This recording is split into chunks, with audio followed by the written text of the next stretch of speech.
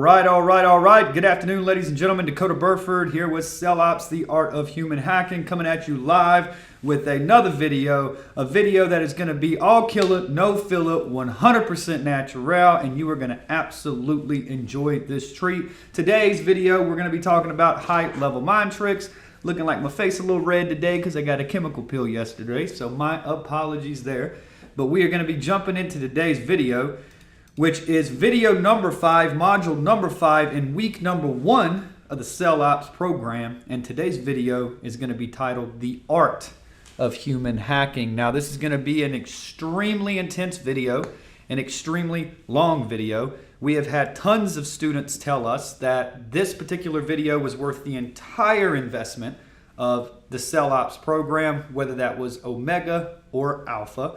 And this is going to be a super long-winded video because of the amount of information that's in this video. So I don't care what you've got to do. Same as always, close out any other distractions that you have open on your PC.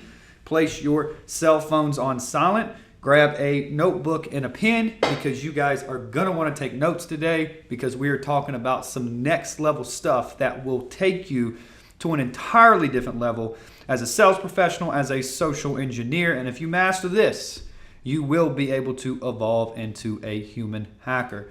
So let's go ahead and jump into this video and get rocking and rolling with today's actual agenda. But before we do, let me get my little magical clicker rolling here. Boom. So today's agenda, here's what we're going to be talking about today. First, we're going to start with the introduction to high-level mind tricks. Second, we're going to be talking about some psychometrics. We're going to be talking about MBTI personality types, also known as Myers-Briggs. Third, we're going to start discussing modes of thinking. Fourth, we're going to talk about the 25 continental biases by Charlie Munger. These are the biases of common human misjudgment and how you can leverage them in your social engineering and, of course, in your human hacks. The next piece we're going to be talking about is a foundational overview of the foundation of high-level mind tricks. We're then going to go into how you can achieve your perfect voice. Remember, it's not about what you say, it's about how you say it. We're then going to go into high-level frame control, something that never gets spoken about. And mastering frame control has been literally the key to all of my success as a social engineer, as a business owner, as an entrepreneur, investor, whatever it may be. Frame control, understanding it from a psychological level, has changed the game for me. And if you can just take one thing out of this entire video, make sure you master the art of high-level frame control. Next, we're going to be talking about the 12 instant report builders that you can use in your open to open up interactions to get people to actually want to talk to you. And then finally, we're going to be talking about the human buffer overflow and how you can use that human buffer overflow to get everything that you want, desire, and quite frankly, deserve. So that is today's agenda, ladies and gentlemen. So let's start with part number 1, a simple introduction to high-level mind tricks. Now, as you guys can tell, this is going to be an intense module, and if you're looking at the bottom of this video, you can see how long this particular video is. There is a reason for that, because this is one of the most cutting-edge, insightful videos that we have done together thus far. So if you think the content that you've learned up to this point was super invaluable, you're going to absolutely be blown away with today's video. Now, I could build an entire 5-week program on just this one concept when it comes to high-level mind tricks alone. So what I've done here is I've done my best to condense this information and only give you the juicy stuff, if you will, so you guys can take it from today's video and start applying it into your social engineering, into your sales, and into your everyday life. So the first question is, majority of you, I'm sure, are wondering at this point, what in the hell are high-level mind tricks and how can we use them? Well, high-level mind tricks is a subtle tool that we can use as social engineers that will help us influence our prospects through psychology while influencing their thoughts, their belief systems, their behaviors, and even their actions. However, before we dive into this deeply, we must first start by simply setting the stage. And before we really dive deep into high-level components in this module, I need to be able to first set the stage for why and how these principles will work. And to do that, I need to give you guys a quick little crash course on psychometrics, also known as personality types, continental biases, and modes of thinking. And I want all of you to consider these three components, the foundation that actually makes up high-level mind tricks. Now, this is going to be a lot of information, so I'm going to try to go slow. I'm going to try to take my time so you guys aren't just exposed to this information, but you actually consume it, digest it, and use it. So again, close out any other distractions on your PC, place your phones on silent, grab a notebook and a pen, because there's going to be a shitload of value packed in today's particular video. So let's talk about an introduction to high-level mind tricks so you guys can be clear. Now, of course, there's this thing called a dark triad test that you can use. We call this the dark triad of high-level mind tricks. In this particular triangle, we have three foundational components that are going to set you up to win when it comes to leveraging high-level mind tricks. At the very bottom on the left corner, you see modes of thinking. To the right, we have continental biases. And at the very top, we have 16 personality types, also known as psychometrics, also known as personality types, also known as Myers-Briggs. So these are the three foundations that are going to make you an animal when it comes to human hacking, social engineering, and high-level mind tricks. And you need to understand each one of these components to operate at your full potential. So let's talk about how we can do that. And let's start with the very top of this particular triangle, 16 personality types. So part number 2 is MBTI personality types, which stands for Myers-Briggs. So if you want to be a social engineer, if you want to be able to do it effectively, you're going to need to understand the different personality types that humans fall into. Now, MBTI stands for Myers-Briggs Type Indicator, which is an introspective self-reporting questionnaire that indicates different psychological preferences in how people perceive the world and make decisions based off their perception. Now, the 16 personality types, based on the MBTI personality test, there is 16 distinctive personality types that every single human that you know, that you interact with, will fall under no matter what the circumstances are. And the 16 personality type assessment is based off a couple of critical facets, if you will. One, favorite world. Do you prefer to focus on the outer world, or do you prefer to focus on the inner world? This is the difference between introversion and extroversion, E and I. The second facet that we look for is information. Do you prefer to focus on basic information you take in, or do you prefer to interpret and add meaning? This is called sensing and intuition, S and N. The third facet that we have here is decisions. When making decisions, do you prefer to first look at logic or consistency, or first look at people and special circumstances? This is what we like to call thinking and feeling. T for thinking, F for feeling. Next, we have structure. Structure in dealing with the outside world. Do you prefer to get things decided, or do you prefer to stay open to new information and options? This is called judging, J, and perceiving, P. Now, when you take this actual test, this is going to provide you with a variety of questions. You're going to put some inputs into these questions. And when you put your input in, we're going to go through and it's going to give you an actual output of what your personality type is. Now, I want to read this one quote for you before we move on from this slide, because it's a super powerful quote. Perception involves all the ways of becoming aware of things, people, happenings, or ideas. Judgment involves all the ways of coming to conclusions about what has been perceived. If people differ systematically in what they perceive and in how they reach conclusions, then it is only reasonable for them to defer correspondingly in their interests, reactions, values, motivations, and skills. Super powerful statement there. Make sure you read that again. There's a lot of depth in that. So the first thing that I want you guys to do after today's video and the homework is, if you guys don't know your own personality type, that's a problem. I meet sales professionals every day. I walk in and do consulting for large organizations that have 20 to 100 salespeople in their floors, inside sales rooms with real VPs, with real sales directors, and real verticals that they're focused on. And one of the things that I always do is when I come in is I got to clean up shop. I got to get some of the people that are holding the other people back from winning out of the game and replace them with top tier talent. Well, unfortunately, we've all seen it. We know sales professionals who have been in sales for quite some time. They never really make it. They never really succeed.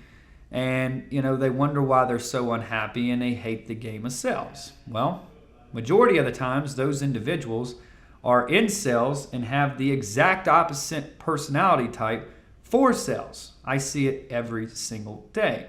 So when I come into an organization, that's one of the first things that I look for is I put everybody through a assessment, a personality assessment, so I can make sure leaders are in the right places, so I can make sure producers are in the right places, because every personality type is completely different. If you've got a personality type that is more geared towards an SDR rep, a service development rep, then you need to be working on develop it. If you have an ENTJ personality type, which is me, I'm a commander. I'm all about the action. I like coming in. The one thing that if you had me doing, if I was doing all the closing for an organization and did all that, and you expected me to also increase LTV, lifetime value of customers, and manage those relationships, keep the churn of those relationships low, and nourish clients, you're setting me up to fail, because that's not who I am. So majority of sales organizations, they've got a closer who's great at closing. He should just be hunting for new business, not farming old business. They set him up to fail. He can't close his best because he's too busy farming. He sucks at farming to begin with, but farming's taking all of his time, so he never reaches his full potential. And then his leaders and his sales leaders and the VPs say, they suck. No, you set them up to lose. So the first thing you must understand is yourself. The second thing you must understand is the people in your organization. You must understand their strengths, their weaknesses, where they roll into, and all of these things. So what I highly suggest each and every one of you guys to do is take this personality assessment in the link below. It'll be in the homework from today's video. Go through it, take a couple minutes, and be focused and answer the questions honestly. If you go through and bullshit it, you're going to get a bullshit result that's not going to help you. So the first thing that you must understand is thyself. You have to understand yourself and focus on yourself. I took this assessment years ago, 2013, 2014. And this thing has literally traveled along in a notebook all over the country, from New York City to Hermosa Beach with Jordan to here in Las Vegas. And I constantly keep this PDF up on my wall because I know where my strengths and my weaknesses are, and I'm not delusional about them.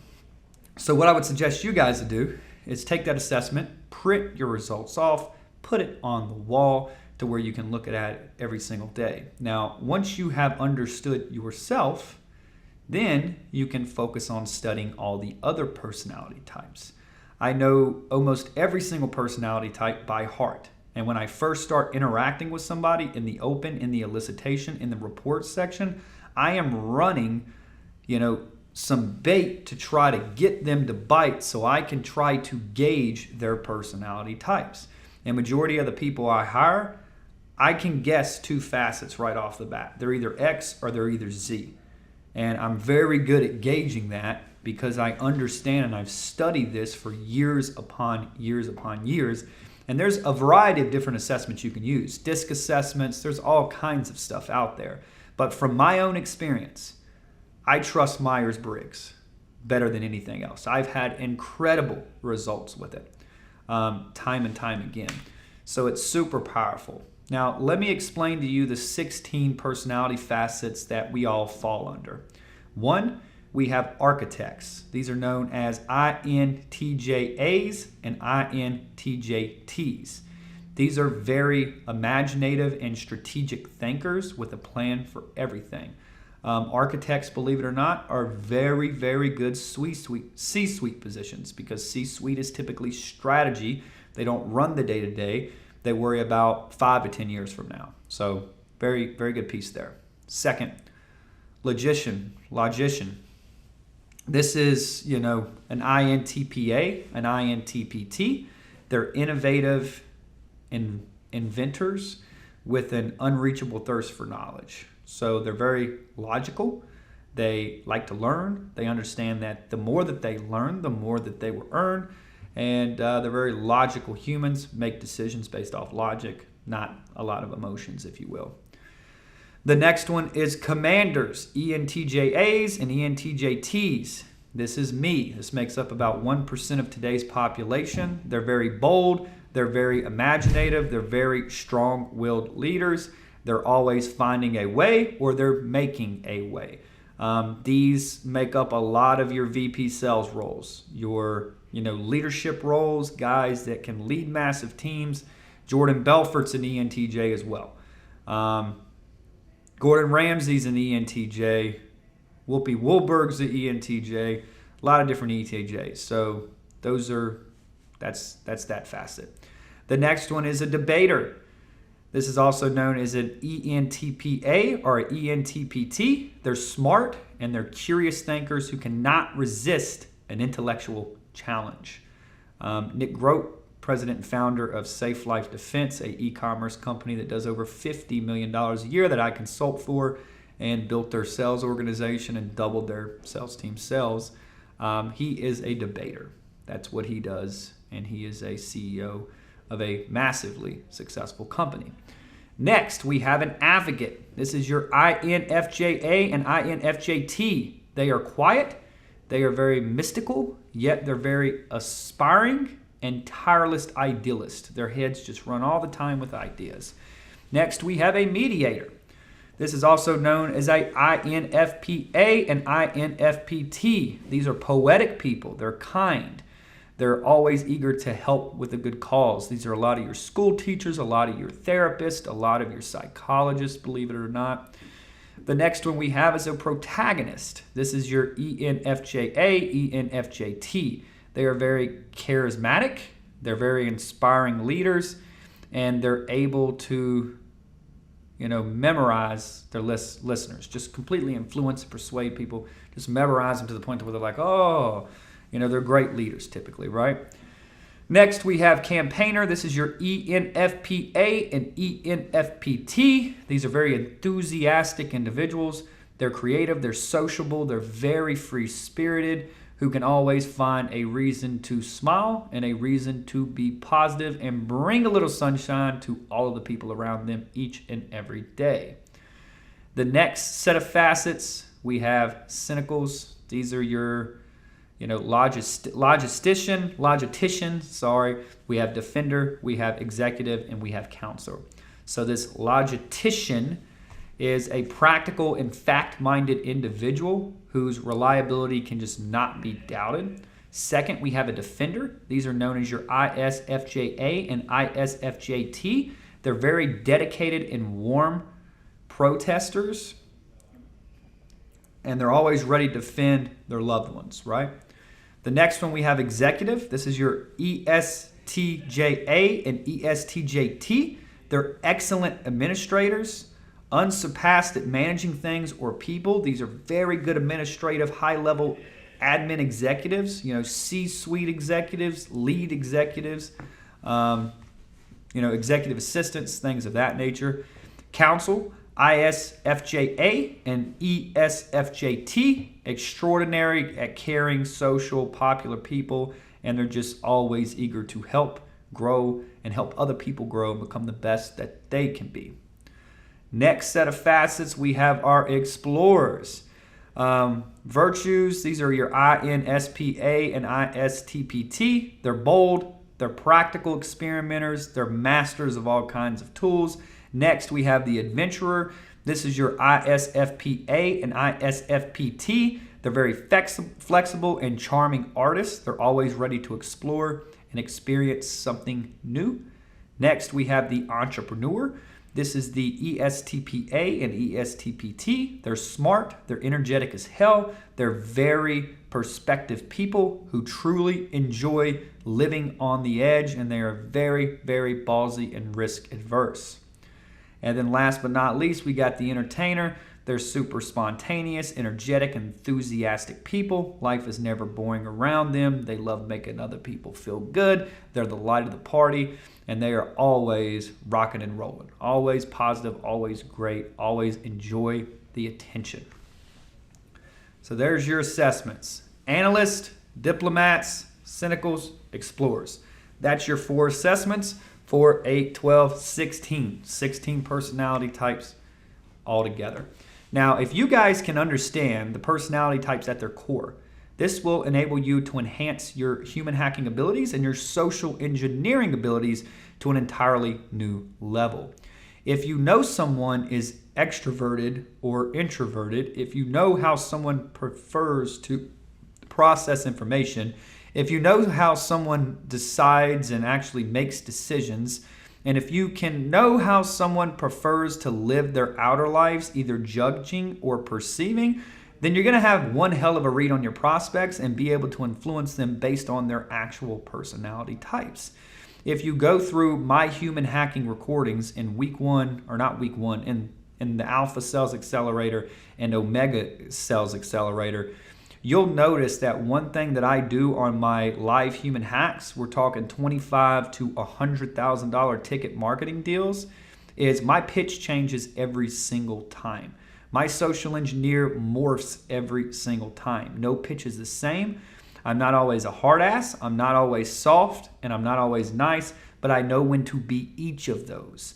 And the reason why my pitch adapts the way it does, and the reason why it changes so often, is it's based off the read that I get from people in the small talk, in the open, and I'm trying to give or take enough information to where I can put them in a personality facet, and if I can't guess it right off the bat, that's all fine and dandy. I'm still going to stack blends of things that would make somebody make a decision if they fall under one of those 2 personality types, so I can hedge the bet against myself and of course stack the deck in my favor to, of course, influence and persuade that individual. So there's that. Now, I've been studying and researching and using, personality types for years now. Anyone who's ever tried to be one of my private VIP clients over at Luxvoni, they're required to take a test. We won't let anybody come on without taking a personality assessment and, of course, a dark triad test, which gauges people based off narcissism and things of that nature. Every individual that I've ever hired for any of my personal companies or somebody else's company, I require every single one of them to take a personality test prior to their interview. And I actually live by it. So if you check out this quick little document, I can kind of show you what that process looks like. Any of the companies I consult for, we'll just look up. Safe Life is one of them. That's the first one that comes to my head. So when I build job specs for a position, and I'm building those specs out and putting all that content together so we can have the processes that we need. As you can see, here's the job description. That's, of course, the first step to making everything work. What's the actual description? What's the copy? What's the ops? What's the key duties, responsibilities, and skills required? That's the foundation of that particular role. How do we schedule a formal interview? Once we have that running, once we have leads coming in, how does this work? Well, we ensure their personality type is a good fit for the sales role. If not, we move on to the next applicant.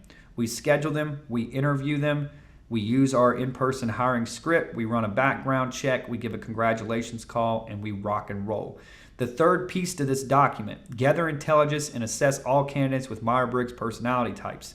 Identifying, recruiting, and keeping an A-player sales professional is very important to the success of our sales department. Before an interview, an applicant applying for a sales or customer service role must complete a Myers-Briggs personality assessment. All applicants should be emailed and asked to complete the 16 personality test and submit their results prior to being scheduled for a formal interview. We are looking to hire people based on personality types that are suited for sales. Salespeople, the best personality types, proven over and over and over for salespeople, are these particular personality types. You have counsel. This personality type makes up a substantial percentage of top producing sales professionals and consultants. A counsel ENTF or ESFJ personality is motivated to help others. This individual is quick to notice when another person is in need and does everything to provide it, regardless of the size of the task. ESFJs will put all their effort into getting the best results. The enthusiasm of ESFJs is suitable for sales because an individual is energized most of the time and resilient to rejection and negative feedback. Upselling to existing customers can take a while, and it helps the representative can maintain the same passion and energy throughout that process. So one of the best personality types for sales is a counsel. The next one is an entrepreneur. These personality types are most useful for short-term projects, such as new client acquisition. After others have put in the groundwork, these personality types are typically referred to as your closers. ESTPs are all about immediate results. They achieve them with style. Such a sales representative would thrive in tasks that involve high risk, like a sales contest with actual lucrative bonuses. So these are your entrepreneurs, or typically your closers, right? The next one is my personality type, also known as commanders, ENTJs. ENTJs they're your natural born leader, and they're incredibly outcome driven. These personality types make up your high-level sales-oriented roles like chief revenue officers, sales directors, VPs, vice presidents, and they're typically the individuals that you want at the top of your organization, leading teams, moving teams, getting things done, keeping the morale high, and pushing the company to the next level. So if you're looking for leadership and you see ENTJ, that's a good sign. Next, we have architect, INTJ. These personality types are extraordinarily independent, but they do need a leader to follow. This personality type works excellent for sales if the leader can provide tasks, goals, and objectives. INTJ personality types are ideal in marketing roles and preparing sales cases to implement by other colleagues. Next, we have ISTPs. ISTP personality types are great personality types for your sales teams. These individuals thrive in analyzing sales processes and improving them. ISTPs are incredibly excellent at analyzing facts, finding problems, etc., etc.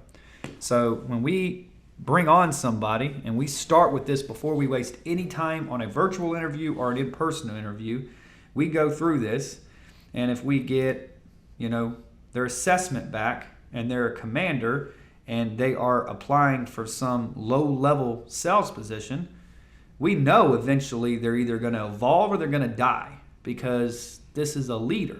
So then I go through this entire 200 and some page assessment. I can scroll down.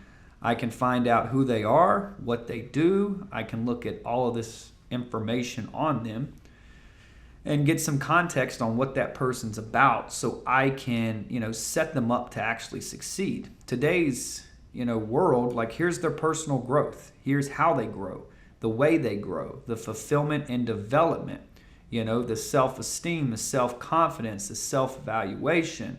Goes through all of their personality facets and traits that, I go into these interactions and I know how to motivate them.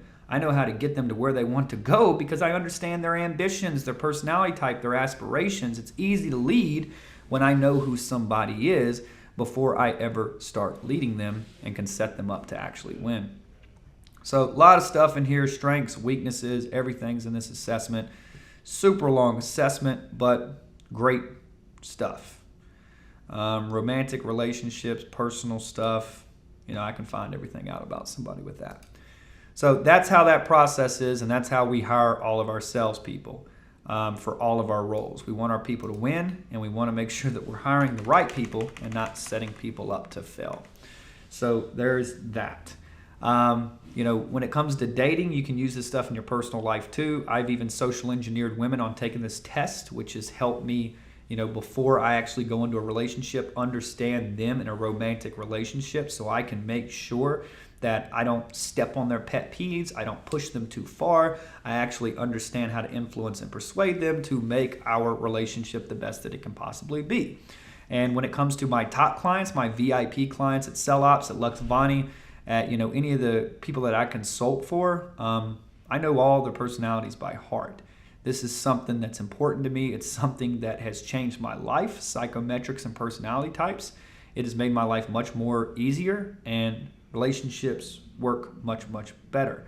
I used to not have great relationships because, I'm always on the move. I'm not very emotional. That's my ENTJ downside. And it took some time to understand, hey, everybody's different. You've got to adjust. You got to become a chameleon. It's not the strongest that survives, but it's the species that is most adaptable to change in the environment that which it finds itself in that survives. So I started being a chameleon, understanding this stuff, and it really changed my life. So first, you've got to master yourself. Master thyself, if you will. And then once you get yourself down and you understand your personality like nobody else, then you can start concentrating on studying these other facets and learning how to read them. But we'll start with that. So, part number 3, modes of thinking. This is going to be another super insightful thing for you guys, so make sure you take notes. Now, for you guys to alter someone's way of thinking, you must understand how people actually think and which modes that which they think in. You don't need to be a psychologist or a neurologist to understand how people think either. The FBI published an article years ago, and in this article it said, simply confirming your nonverbal behavior to the client using language from that client's preferred representational system and matching speech volume, tone, and areas of speech can often overcome client reluctance to communicate. Now read that again. This statement has a shitload of depth to it because it's basically saying that if you guys as social engineers can figure out the prospect's dominant mode of thinking and then confirm that in very subtle ways, you can unlock doors to the prospect's mind and help them feel at ease when telling you intimate details about their businesses, about their relationships, about their legal trouble, about whatever it may be. Whatever you sell, whatever your bridge is from a current and desired situation, you're going to be able to use this. So how do we figure out a prospect's dominant mode of thinking? Well, it first starts with understanding modes of thinking and what they actually are. So as humans, we have 5 senses, right? We've got sight, we've got hearing, we've got touch, we've got smell, and we've got taste. Sorry for the typo. We perceive the world as people based through our actual senses. And people interpret their senses for their perception of actual reality. Perception is subjective. We all live in a different world. Your world's different than mine. My world's different than yours. That is the beautiful thing about understanding how to mold, build, and manipulate perceptions, because your perception creates your reality. Your beliefs dictate your actions, right?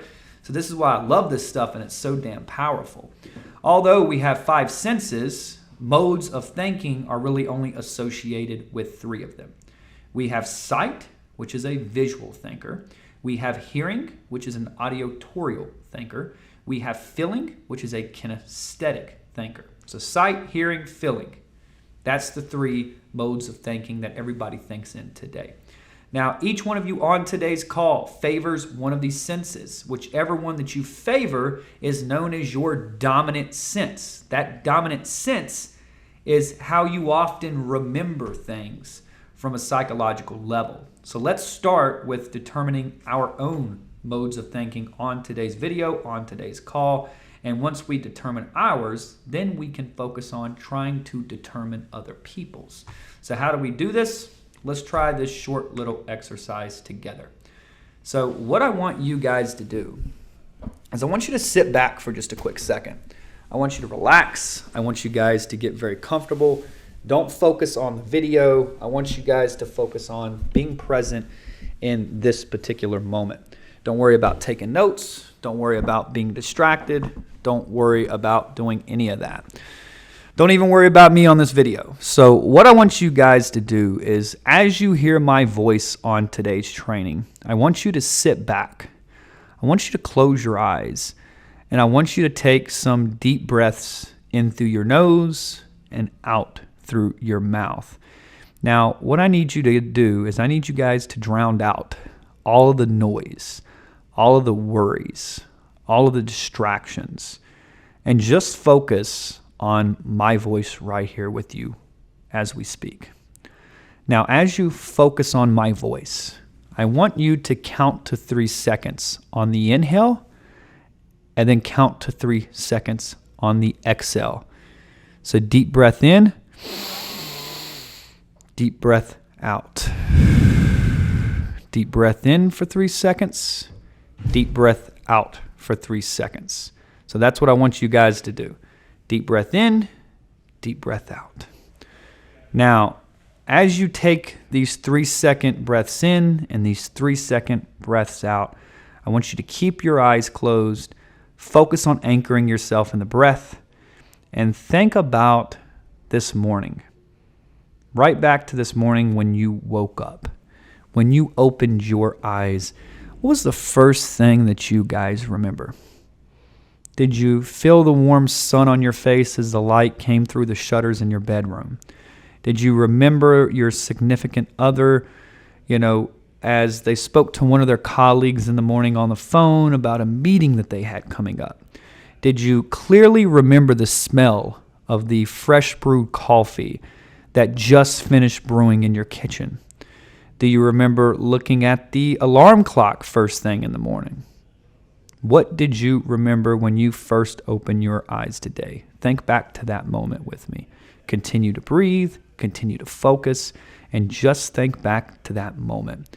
Now, what I want you to do is I want you to open your eyes and pay attention to the walls around you and come back to today's training. Now, my question to you is, what did you remember this morning? If you remember the warm sun on your face, you're probably a kinesthetic feeler, a kinesthetic thinker. If you remember the voice of your significant other, you're probably an auditorial thinker. If you remember the time of the clock as soon as you opened your eyes and you worried about being late to a meeting or being late to work or whatever it may be, you are probably a visual thinker.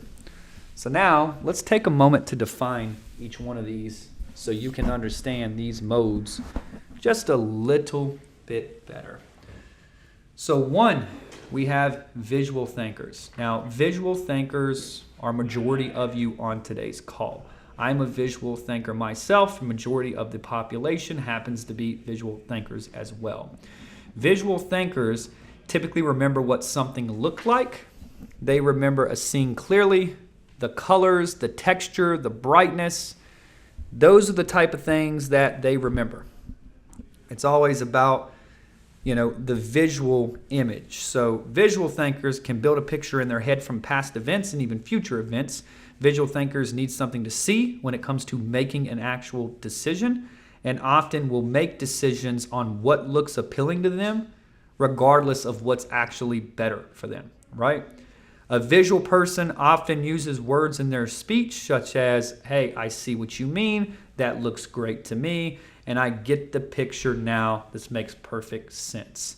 Visual thinkers typically have certain characteristics or submodalities such as light, dim, or bright, size, large or small, color, black, white, or color, movement, fast or slow, focus, clear, or hazy. So if we look at this graph, learning styles, graphs, illustrations, pictures, videos, PowerPoints, articles. That's the learning style. That's the mode that which visual thinkers think. Second, kinesthetic thinkers. Kinesthetic thinkers are concerned with feeling. They remember how an event made them feel. the warmth of the room, the beautiful breeze on their skin, how a movie made them jump out of their seat in fear. They are often the touchy-touchy, feely-feely type.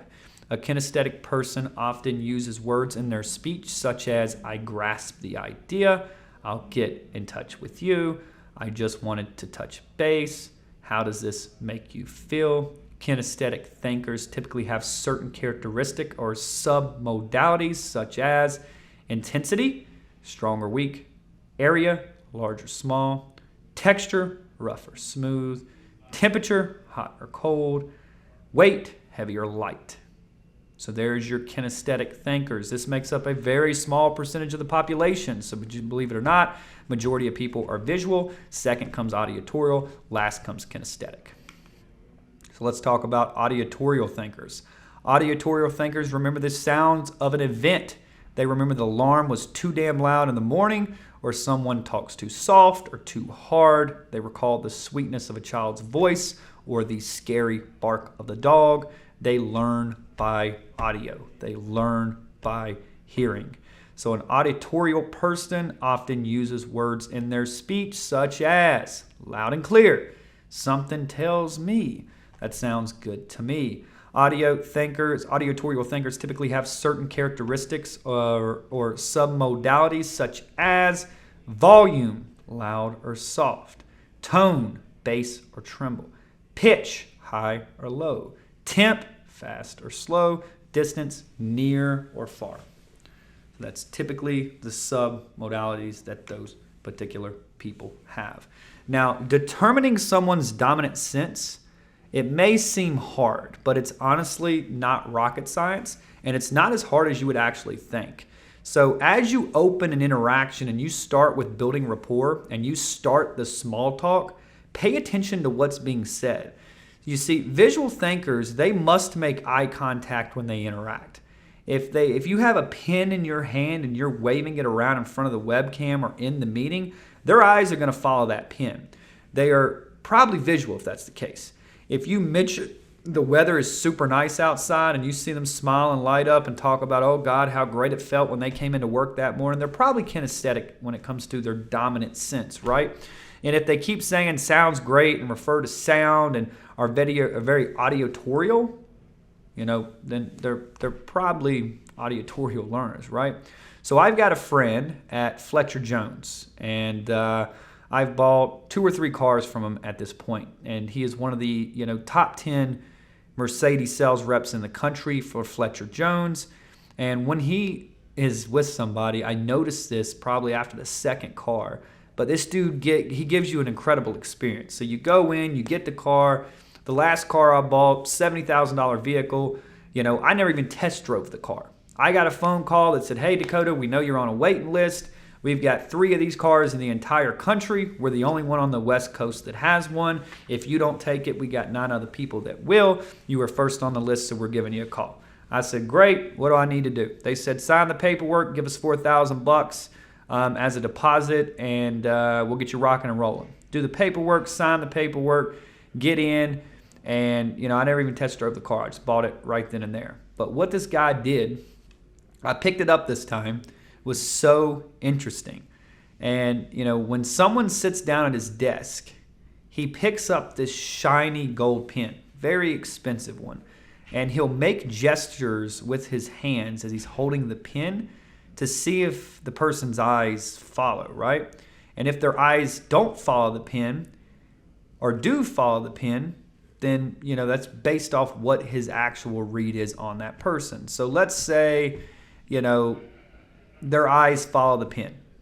Well, if their eyes follow the pen, he's marking them as visual dominant in his head.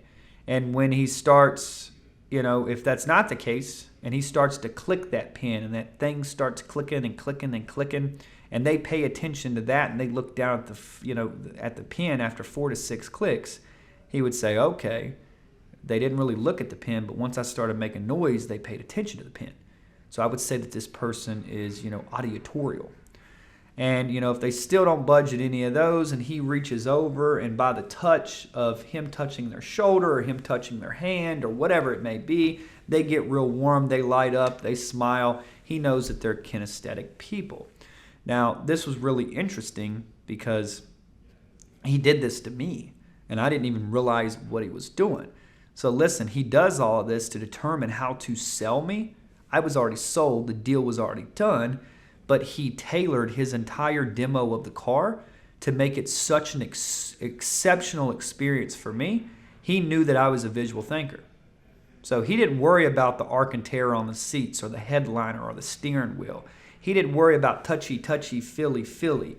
He didn't worry about, the sound system in it, turning it way up, making a bunch of noise, revving the engine.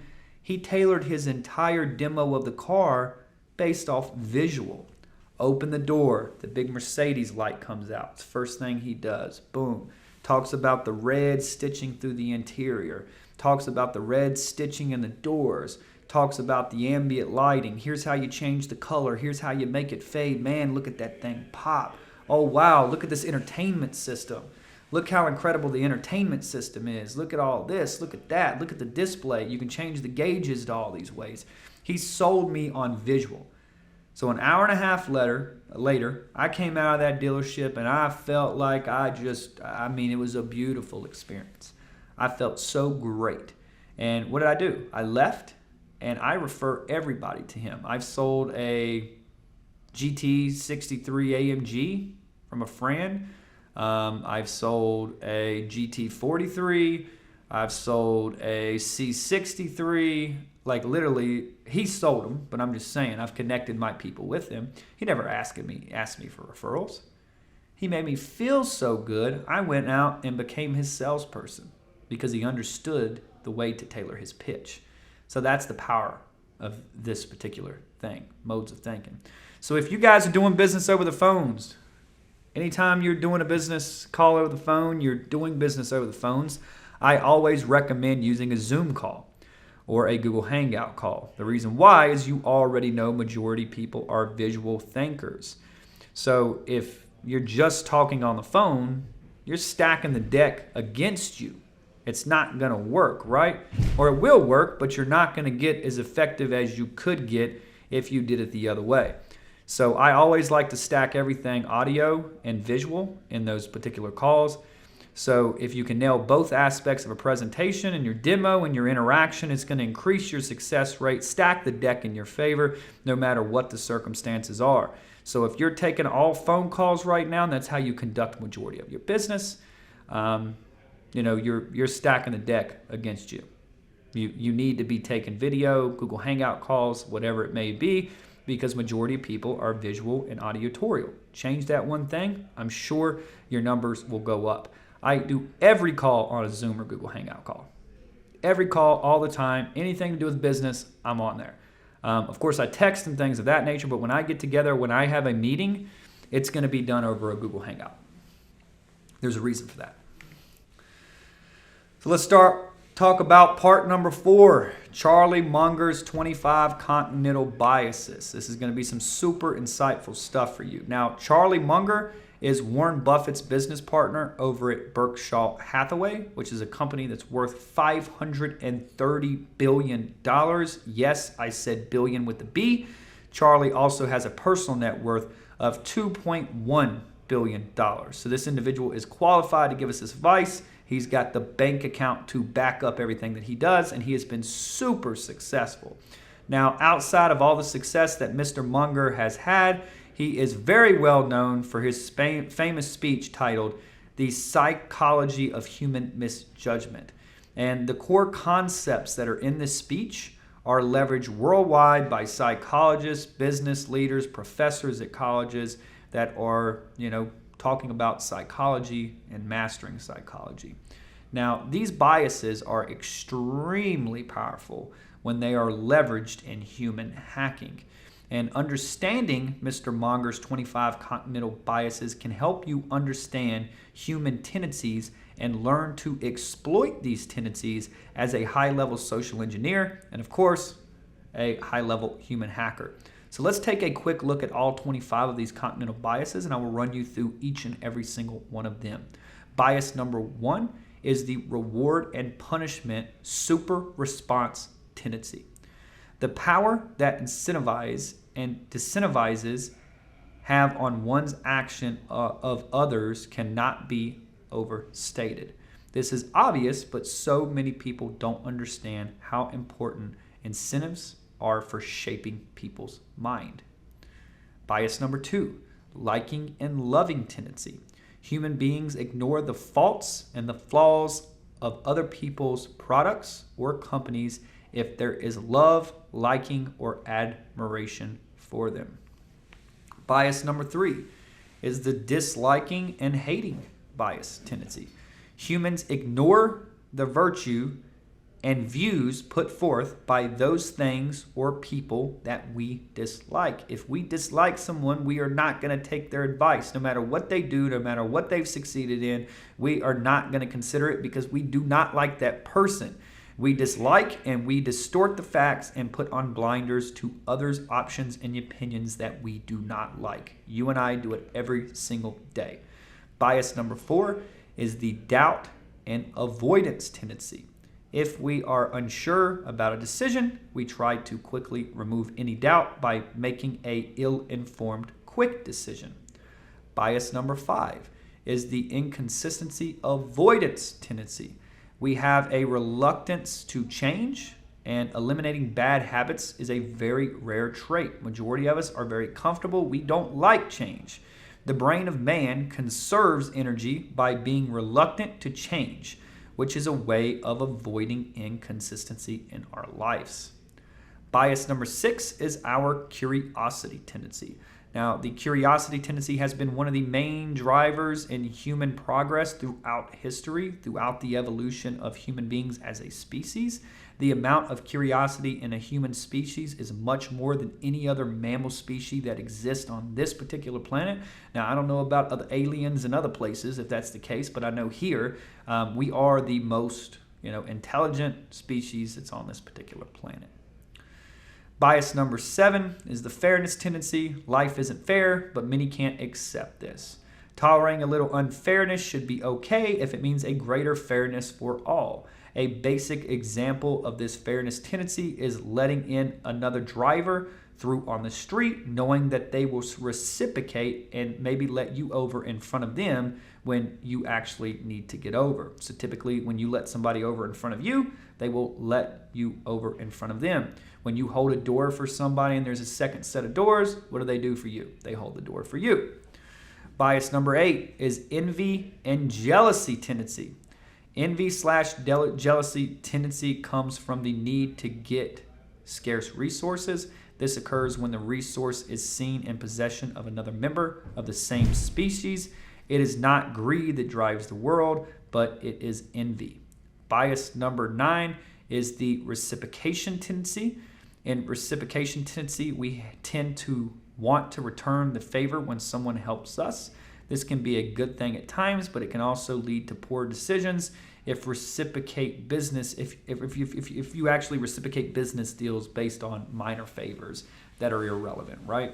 So if you give, you can dilute somebody's logic, and that bias can take over, and they can do something for you. So somebody who did that with me, ex-sales director, a couple years ago, came with me from Jordan, Belfort. Guy's name's Peter Galetta, one of the original Stratton Oakmont brokers. Peter's biggest thing, cool. Jordan got rid of him. I felt bad for him. I brought him on. He didn't have nowhere to go. Give. And I kept giving him draws, giving him money. He wasn't producing. He was out traveling, enjoying life. And I felt like I was responsible for him. So he got me for about $90,000. And went and bought a new S550 and disappeared. Went to Sarasota and never said anything to us. So how was he able to keep getting money from me? Because at some point he did something for me. And he continued to do things for me. But he was able to use that bias to get exactly what he wanted, and he knew I would keep doing it. And that's one of my, things. If you look back in, my past, that's one thing that I've been bad with. I have hundreds of thousands of dollars on the street. I've invested in businesses. I've had people taking money. it is what it is. I try my best. I see the best in everybody, and I hope for the best in everybody. But sometimes you You get took. It's part of the game, so you live and you learn. Bias number 10 is the influence from mere association tendency. We can easily be manipulated by mere association. It can be a group of people, the quality of a product, an advertisement, whatever. I'm associated with Jordan Belfort, right? I'm associated with some big companies that I've consulted for, worked with, things of that nature. That makes me look very authoritative, and people continue to pay for my consulting and pay for my services due to that. So when you see I've represented Infusionsoft, Safe Life Defense, BarkBox, Smile Direct Club, these massive companies, U.S. Health Advisors, $900 million a year, that automatically does something, right? It does something when it comes to, my authority and my social proof. Bias number 11 is simple pain-avoiding psychological denial. We have a habit of distorting the facts until they become bearable for our own views. Majority of us walk around with pride. We're all excited, we're happy, we're prideful, and you ask somebody, hey, they say, I'm going to make it, I'm going to be successful. And I say, okay, when's the last time you trained? When's the last time you trained to be an actress? They come back and they'll say 10 years ago. And then I say, okay, so the casting agent doesn't believe in you. I don't believe in you. The cast doesn't believe in you. Nobody believes in you. You're meaning to tell me you're somebody who did something 10 years ago who walks around and talk about what they did 10 years ago and never amounted to shit? That's what's wrong with today's world. So everybody has these grand delusions of, they're going to make it, they're going to be successful. They will be successful if they train every fucking day with top coaches, top mentors. They're the greatest at what they do. If they invest 10,000 hours in a subject and become the fucking Pablo Picasso of that particular field, then they will be great. But it's easier for majority of us just to lie to ourselves.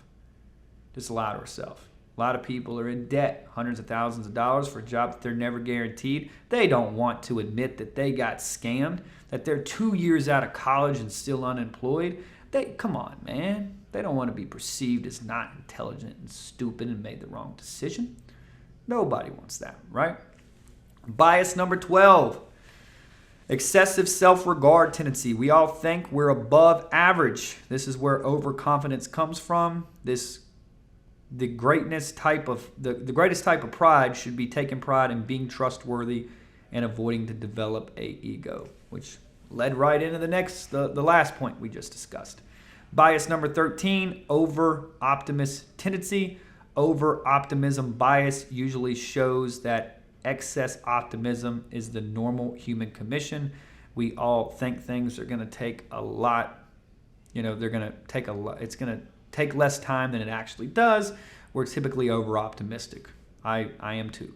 Bias number 14, deprival super reaction tendency.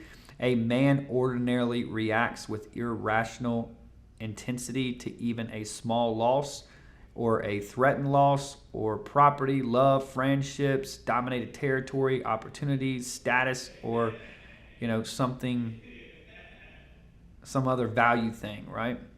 Bias number 15, social proof tendency. Social proof tendency is an automatic tendency to think and act as other people around you act. When you are watching a show in an auditorium and everybody is quiet, sitting and enjoying the show, you sit, stay quiet, and enjoy the show. When the entire crowd stands up, what happens? You stand up and clap as well. Why? Because people are doing it around you. When somebody is hiring a particular coach or an expert to build out things for their business, and the people that you look up to are hiring that particular coach to build stuff for their businesses, all of a sudden, you want to build stuff for their businesses because the people that you look up to are using this person to build their business. See what I'm saying? That's social proof tendency. Bias number 16, contrast misreaction tendency. Our problem here is a misunderstanding of comparisons and missing out on the magnitude of decisions. It is better to evaluate people and objects by themselves and not by their contrasts. Bias number 17, stress influence tendency. Adrenaline tends to produce faster and more extreme reactions.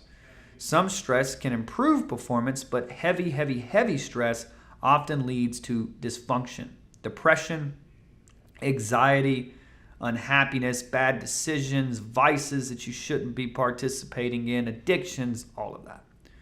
Bias number 18, availability misweighing tendency. If we overweigh what's easily available, or we overweigh what's easily available. Man's imperfect, limited capsule brain easily drifts into working with what's easily available to it, not what's super hard to get. Bias number 19, use it or lose it tendency. Too many people learn a skill to simply cram for a test or a presentation instead of trying to actually understand it fluently. This happens every day. And the reason why this bias is so damn strong is because we are social engineered by the school system to do just this.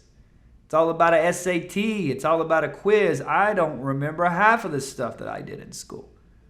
When it comes to trigonometry and geometry, and I mean, I'm not an engineer, but by any means, but I don't use that stuff every day. That's the problem. I wasn't interested in it. The frame was wrong. The influence were wrong. The persuasion was wrong. In math class, if they said, dude, you're going to be super successful, you're going to make a lot of money, and you need to pay attention to this stuff so you can go out and make more money, because it's not about what you make, it's about what you keep. And to understand money, you must understand math, Dakota. I'd say, oh, hell yeah, I'm listening to this. They didn't do that. They didn't influence, they didn't persuade me. And I crammed stuff in to pass tests, and I never remembered any of it. So we see that every day. Bias number 20, drug misinfluence tendency. This is a very strong tendency that literally costs lives, and some of us on today's call have seen it cost us our family members, friends, and everything in between. It can easily be supplemented by simple pain, avoiding psychological denial, depression, whatever it may be. But a lot of people fall into this bias, and it controls their entire life and ruins their entire future. Bias number 21 is the misinfluence tendency. As we age, there is a natural loss of certain skills and abilities. Continuously thinking and learning helps us slow that decay. Bias number 22, authority misinfluence tendency. Following orders just because someone says so, living in dominance hierarchies as he does. Man was born mostly to follow leaders, with only a few people doing the leading. Being a leader, learning to become a leader, and actually succeeding as a leader is a very rare trait. I'm telling you, I've gone into organizations, huge organizations, 50 to 150 mil a year in revenue. And the amount of leadership that is in, that is technically a startup, but the amount of revenue, the amount of leadership that's in it was alarming. Nobody knew how to lead. Most people are followers. They're not leaders. Bias 23 is the twaddle tendency, basically spending too much time on nonsense. We all do it. We all spend time doing things that we shouldn't do, watching shows that don't benefit us, reading books that don't guide us in the right direction, walking around, staring at our damn phones, messing around on social media. We all do it, right? Bias 24, reason respecting tendency. Some people just want the answers, not the reasons or a better understanding. A lot of us fall for that. And then 25, the Lapalupanzo tendency. This tendency is to get extreme confluences of psychological tendencies acting in favor of a particular outcome. Delusions. Grand delusions is what it is. So there's our 25 continental biases. So these are very, very important. And every single one of these lead to common misjudgment by humans.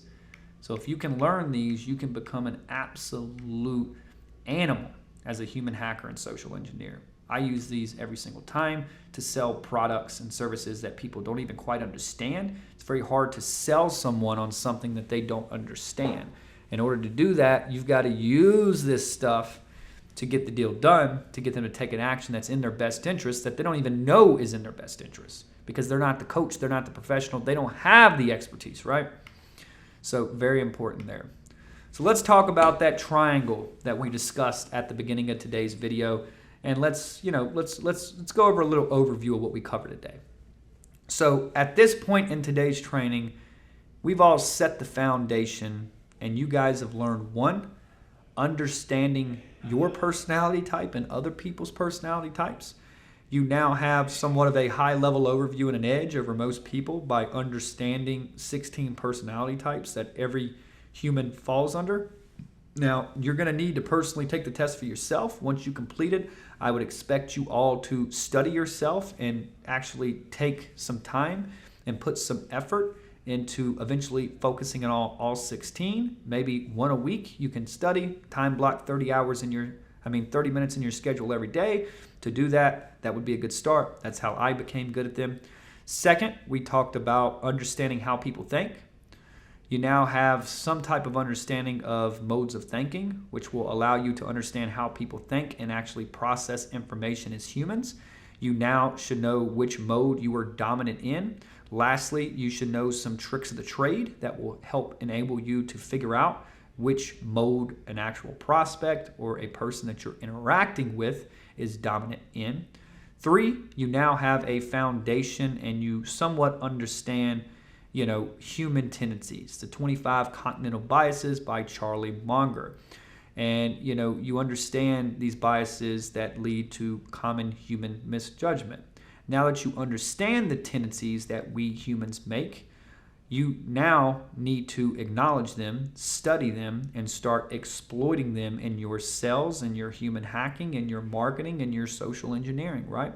You need to study this stuff and get it to the point to where you're consciously competent in it, to where you don't even have to think about it. I literally go around and see advertisements and I'm trying to guess which misjudgments they are blending in to get me to act on that advertisement. I do it every single day. Posters, movies, TVs, all of that. I'm looking at the frame control, I'm playing with it. Now, if you guys on today's video can commit furthering to actually studying and mastering these 3 foundational components that we spoke about today, 1, you're going to be able to determine what type of personality type someone is and adjust your social engineer based off their personality type strengths and their weaknesses. So you're going to be able to, 1, exploit personality types. 2, you're going to be able to determine what modes that a prospect actually thinks in and exploit the way the prospect processes the information, which will, of course, enhance your social engineering abilities. So now, guess what? You can exploit the way people think. 3rd, you can exploit the common tendencies of human misjudgments, which will enable you to take your human hacking and social engineering to an entirely different level, because now you can exploit human misjudgment tendencies. So look at that. Exploit personality types, the psychrometrics that make up humans, exploit the way that they damn think, and exploit the misjudgment tendencies. If you can master these 3 things, your life will dramatically change. Majority of sales professionals, majority of entrepreneurs, they don't know how to exploit any of this. They just don't. They were never taught, right? So I will provide you guys with all the resources that you need in the homework section below today's video that will help you further your studies on this particular subject. Now, few of you will actually take advantage of them, but the few of you that do will get a lot of value from them. You will continue to stay focused on these 3 things, and eventually you'll become limitless. You'll get everything that you want, desire, and quite frankly deserve, because you understand how to exploit personality types, how to exploit the way people think, and how to exploit human misjudgment tendencies. And once you do that, you're going to be Bradley Cooper limitless, if you guys have ever seen that movie. That's what this will have the power to do. You don't need a drug, you don't need a pill, you just need to understand those things. So let's take a look at part number 6, achieving the perfect voice. It is not about what you say, it is about how you say it, right? Now, achieving your perfect voice, learning to develop the perfect voice through sentence structure and tonal patterns will really allow you guys to inject commands into your prospect's mind and control their internal dialogue based off the delivery. The emotion in your voice is the tonality. Emotions dictate a lot of people's actions. Now, I wasn't born with a perfect voice. No one taught me the art of how to fashion my words. No one taught me how to, leverage advanced tonal patterns in my speech as a young kid or in school. Nobody taught me how to use my diaphragm to support my voice. And majority of you on today's call, you guys weren't born with these abilities either. That's the bad news. But the good news is, with some practice, with some dedication, and with a little bit of willpower, you guys can easily develop these skills and really take your game to an entirely different level. And once it is developed, you're going to be able to work the mind like you can work a deck of cards by injecting commands into your prospect's subconscious mind that will help you control how the prospect perceives the information that you're delivering as the source. And behind every single word, there is a hidden vocal pattern that cuts through the logical side of the brain and taps right into the emotional brain. When you're applying scarcity, you lower your voice. What does that do? It applies that what you're saying, you're loading the statement with more scarcity. It's emotional, right? Now, once you've achieved your perfect voice, you will practically have the power to hack into someone's mind and control how they perceive the information that you as the source are sending out. And if you can control someone's perception, you can, of course, modify their belief systems and ultimately architect the reality, which is the ultimate damn superpower. Now, there's no way that I can train all of you on this, entire subject in one single setting. It is impossible. Therefore, I'm dedicating an entire week to this particular thing. It'll actually be week 4, not week 3. But there's an entire week that is going to teach you how to develop your perfect voice. Not only will I be sharing with you the tactics that I've learned over the years and know on this subject, I'm also going to be bringing in my own vocal coach, Nick Cooper, the celebrity vocal coach who represents Beyonce, Khalid, Nicki Minaj, and even Jason Derulo. He's going to come in. He's been my coach for years and years and years. I used to sound terrible on webinars. I used to speak terrible. I had a super deep accent, and I still do to this day have the accent. But I can convey my words a lot more. And people have definitely commented on it over the years and said, wow, you're a powerful speaker or whatever that may be. That's not because of me. That's because I hired a coach and I got developed. And hey, I'm still getting coached. I'm never a master of this game. I just stay a student. So consider this the information, just a quick little overview for you. But in week 4, we'll be discussing the implementation of all this. And I'm going to show you all the step-by-step guides and, help you develop your own perfect voice to where you can really take your game to the next level. Now, let's talk about part number 7, high-level frame control. I am telling you right now, frame control has changed my life more than anything. Only problem of it is there is no sales guru that teaches it. So I'm bringing it to you here because everything that I do revolves around a frame. So let's talk about frame control. Frame control is one of my favorite topics to talk about when it comes to high-level mind tricks. This is an extremely powerful tool, and I use it every single day in every single interaction, whether it's virtual or whether it's in person.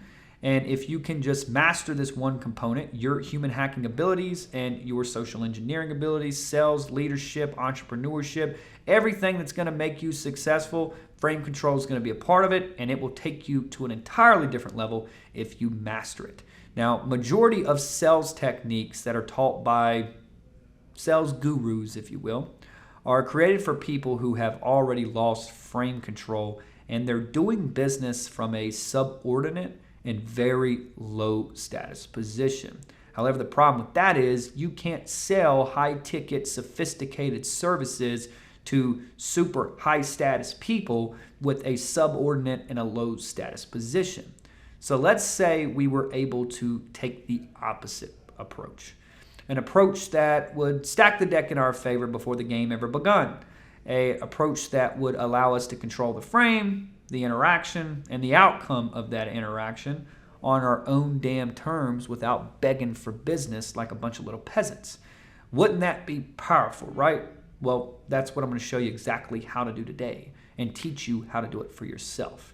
Now, at this point in today's video, you're probably wondering, hey, Dakota, what in the world is frame control? So let's start with defining what a frame is, and later on, I can show you how to control it, right? So if we look over to the right of today's video, we have these two images and two people are coming together and they are holding frames. So let's define frames.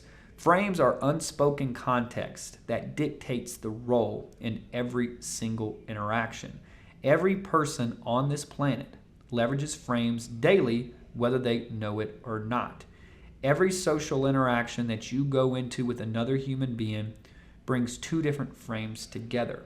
In every interaction, people are introducing their frames and either accepting those frames, one of those frames, or rejecting one of those frames.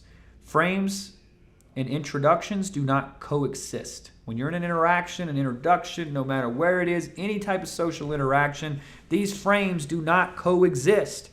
When two frames are introduced, they clash into each other and one frame wins, always. So only one frame survives, and the other frame breaks and is absorbed by the winning frame. The stronger frame will always absorb the weaker frame. So if you want to control the interaction, guess what?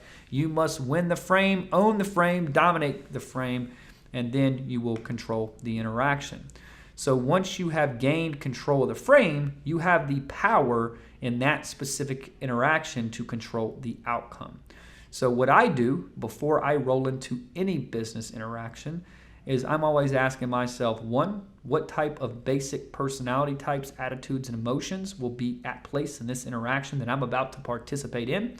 Two, what frames am I going to leverage in this specific interaction? That's what I ask myself. If the person I'm meeting is a hard-charging type A personality type just like myself, I'm rolling in with a power frame. If I know the person I'm meeting is analytical, they're all dollar and cents, very numbers guy, I'm going in with the intrigue frame. If I know the deck is stacked against me and, I might have to go in with a time frame and a prize frame and leverage them both in the entire interaction to show them that, hey, my time's worthy and I'm the prize in this. I'm not here to perform for the business. You need the talent. I'm in the business of hounding talent. I don't need the money. Money's everywhere. That's a prize frame, right? So let's go through each and every one of these so I can show you how you can start using these today. Very important stuff. So let's start with the power frame. The power frame is a frame that I will leverage when I'm dealing with an individual with a very egotistic A-type personality type.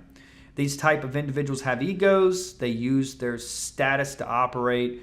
You will know you're dealing with one of these egotistic individuals when their vibe conveys that they are more important than you. These types of individuals are likely to pursue satisfaction of their own appetites. They're often poor judges of their reactions of others. They are more likely to hold stereotypes. They are typically overly optimistic, and they are more likely to take unmeasured risk. These types of individuals are used to always being in control of the frame, and when a professional comes in and disrupts that power through frame control, it disrupts everything that they're about, and it disrupts their ways. As this egotistic, high-status individual enter the room, you must be prepared for the frames to collide, and if you prepare well, you'll be able to dominate this frame. Now, unfortunately, or actually fortunately, majority of people are scared of these egotistic type A personality types people. They just fold, right? These are the easiest people to influence, persuade, manipulate, deceive, whatever you're looking to do. Very easy to do because all you've got to do is disrupt that frame, control that frame, and they open up like crazy. Very, very simple to do.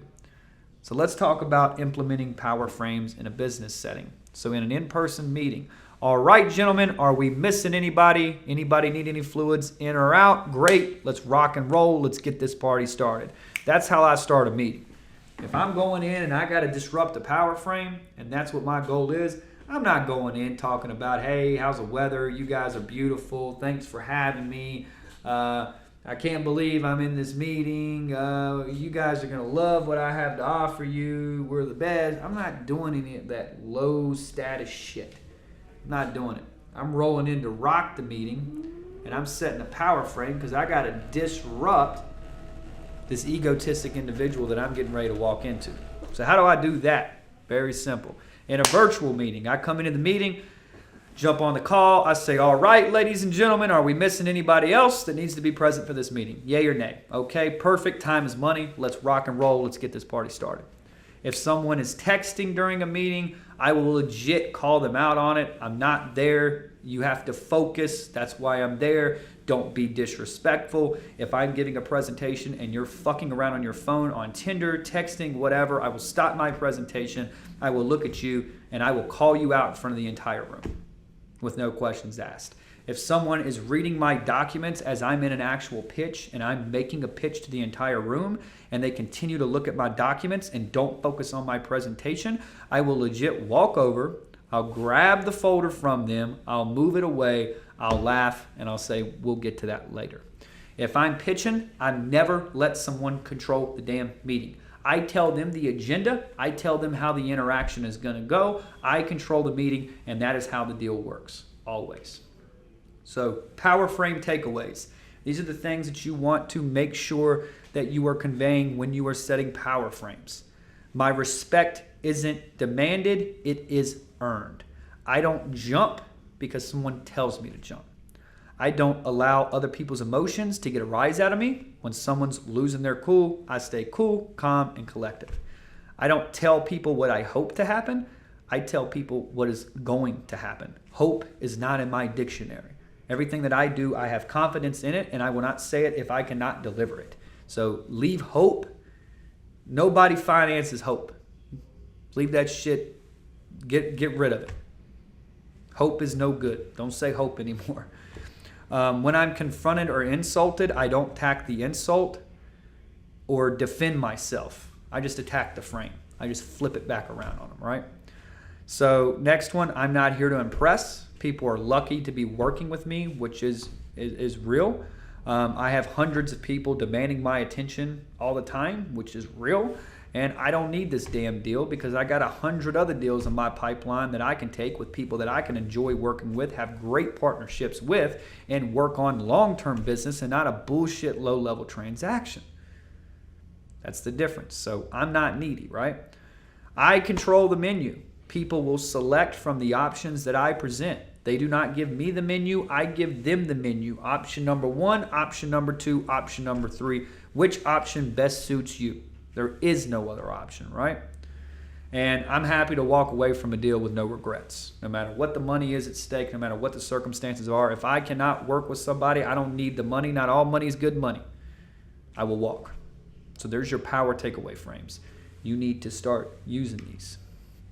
So let's talk about the prize frame.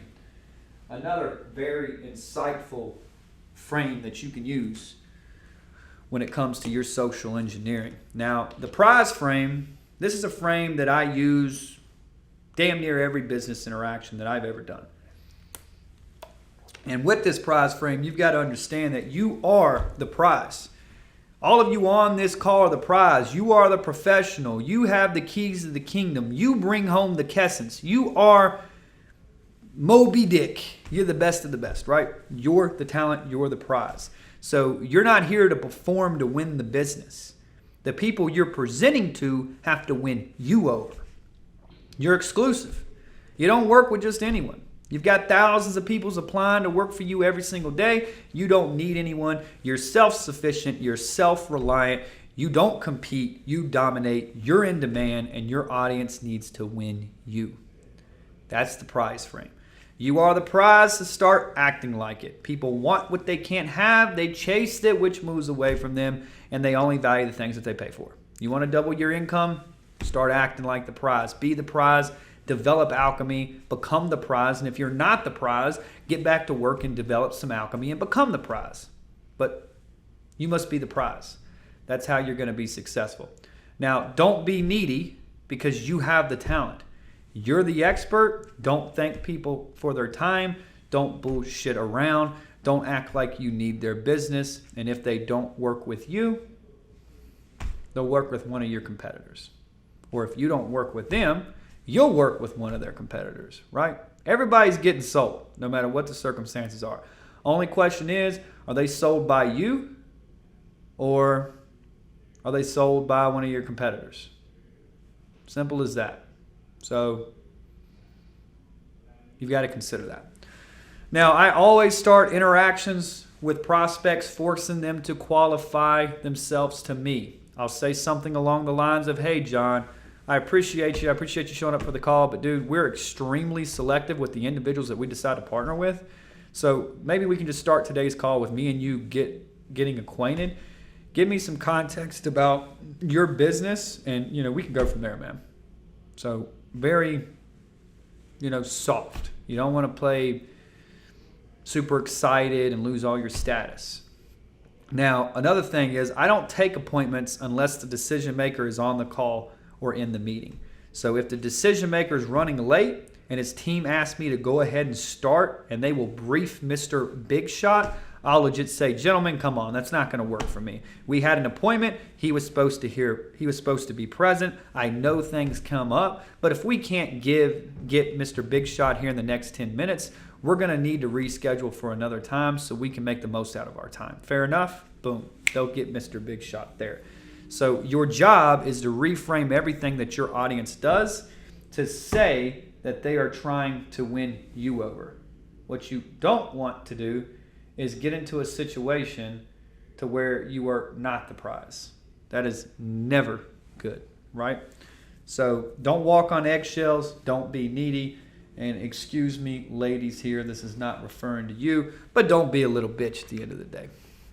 So using the prize frame in a business setting. Let me show you guys some examples with this.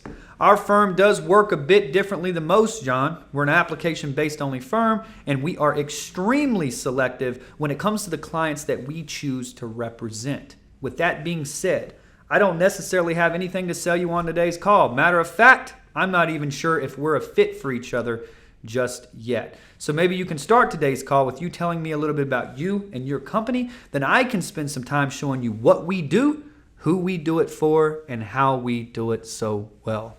Fair enough, John? That's an example of a prize frame on an intro of a phone call. Another example of a prize frame. Hey, gents, as you guys can tell, there's not many deals like this on the market. And obviously, the deals that are on the market don't include me. And I cost a fortune because I happen to be in demand and I actually deliver on what I say I'm going to deliver, and I'm extremely good at delivering. But what I do want to be serious here for just a moment is, I've got to choose the individuals that we bring in and the individuals that we let go. And I know about you, your services, about your company. I have your bio, I have your brochures. All that's fine and dandy. But at the end of the day, can your firm work with my firm, and can my firm work with your firm? And will we enjoy working together? If we can both agree to that, then we've got something. But hey, not all money's good money, and I'm not here to get married before we go on a date. So can we work together? Let's not get caught up in the numbers, the analytics. Let's determine that first, and then we can talk about details so we're not talking a little bit prematurely. That's an example of a prize frame, guys. Prize frame takeaways for you. 1, I have one of the better deals on the market. I have the track record that goes with it, and I am in demand as a professional. 2, I'm exclusive. I have a waiting list, and people are begging me to service them. You either do this deal with me today or your competitors will tomorrow. Simple as that. 3, I'm not here to perform for a prize, which is money. Money is everywhere. Talent is not. I'm in the business of having the talent. You're in the business of needing the talent. I'm the prize, and you must win me over all the time. They've got to win my damn approval, right?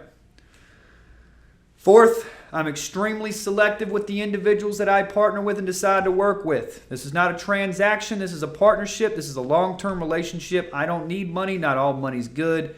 And I focus on quality over quantity. Okay? 5, I'm not a low-level transactional guy who takes on anyone. I'm a long-term partnership guy. I focus on the relationship first, then I talk about the transaction. Okay?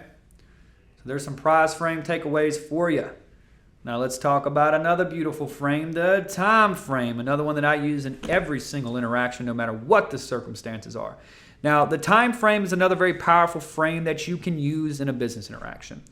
And I always use the time frame in the introduction of every single meeting, every single phone call, whether it's virtual, whether it's in person, whatever it is. and I let the prospect know, hey, prospect, I'm on a schedule. I'm not here to talk for 6 hours. I have a stop, and I let them know that they're in the hands of a professional by doing that. Professionals don't sit there and talk for 3 hours on a phone call. Professionals are in demand. Professionals have expertise to bring to the table, and we have timelines, and professionals get paid for their time. So I'm not going to lose that by not saying that. So I always reinforce my time frame as I get to the end of the meeting as well, and to let them know that, hey, time's almost up. We've got to wrap this bad boy up because I do have another meeting to get to. Remember, you guys only have 24 hours in a day. You're in demand. You're an expert. People are begging for you to service them, so start freaking acting like it. People pay for my time. I don't give away my time for free. I protect it, and I only give it to the people who earn it.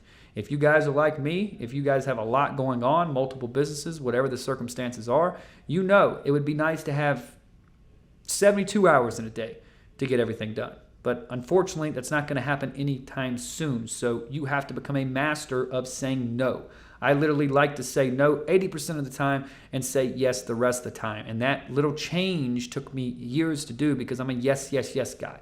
A please everybody guy. That was me. And it caused issues with businesses, issues with clients, issues with everything because people every single day are trying to push their agenda on you. And you let your agenda go for somebody else's agenda. So don't do that here.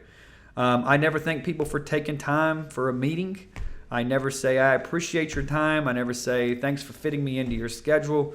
I never say that. I start a call, hey, John, I've only got 45 minutes today, so let's do X right in the beginning. So here's how we can use time frames, and here's how you can start using them.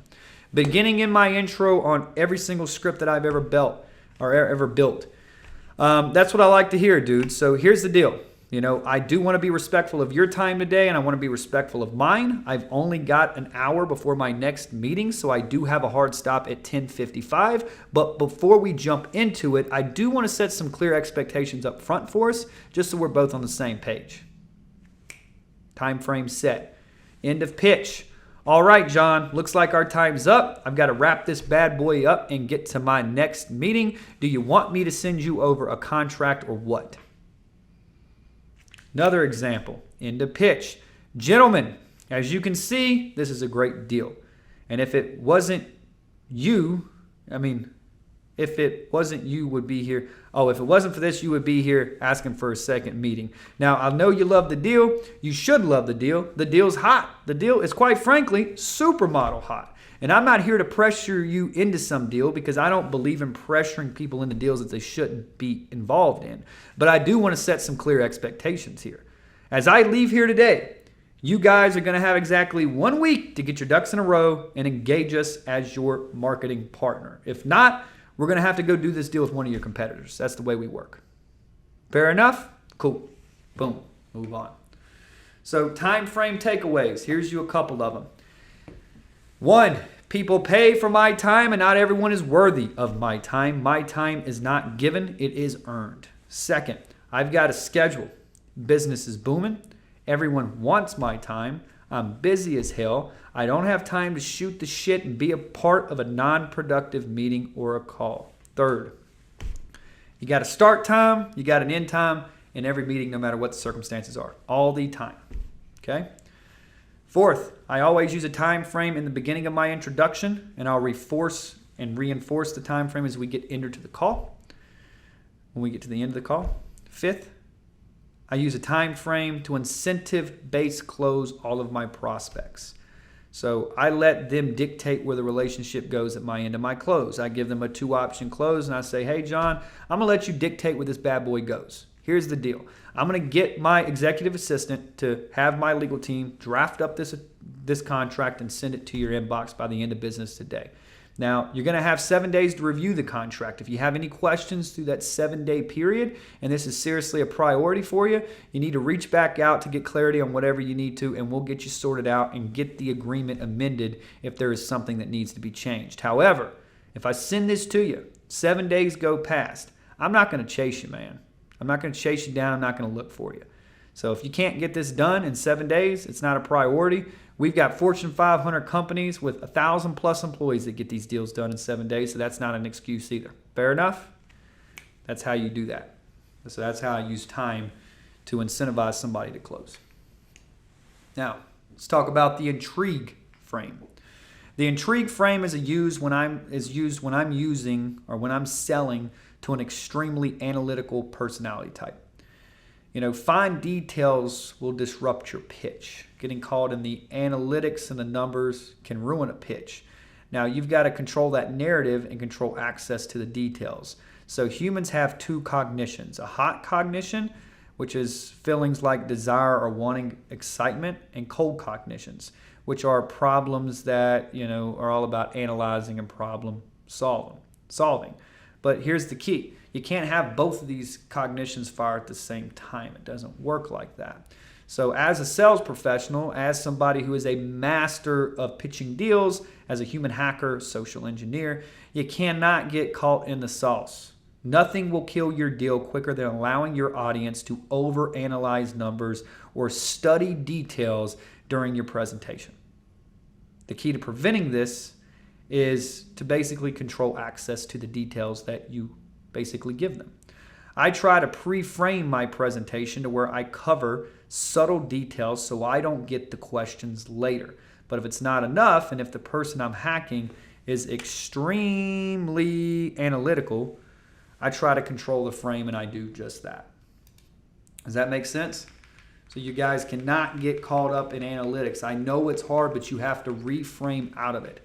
It will kill your pitch if you don't keep it big picture. So let me show you some examples of how you can actually do that. So let's say I'm in a pitch right now, and I'm pitching a big deal. And at this deal, somebody starts getting caught up in the details and asking questions, and we're not even sure if we're a damn fit for each other yet, but they want to know all the details of the deal. So here's how I would reframe this.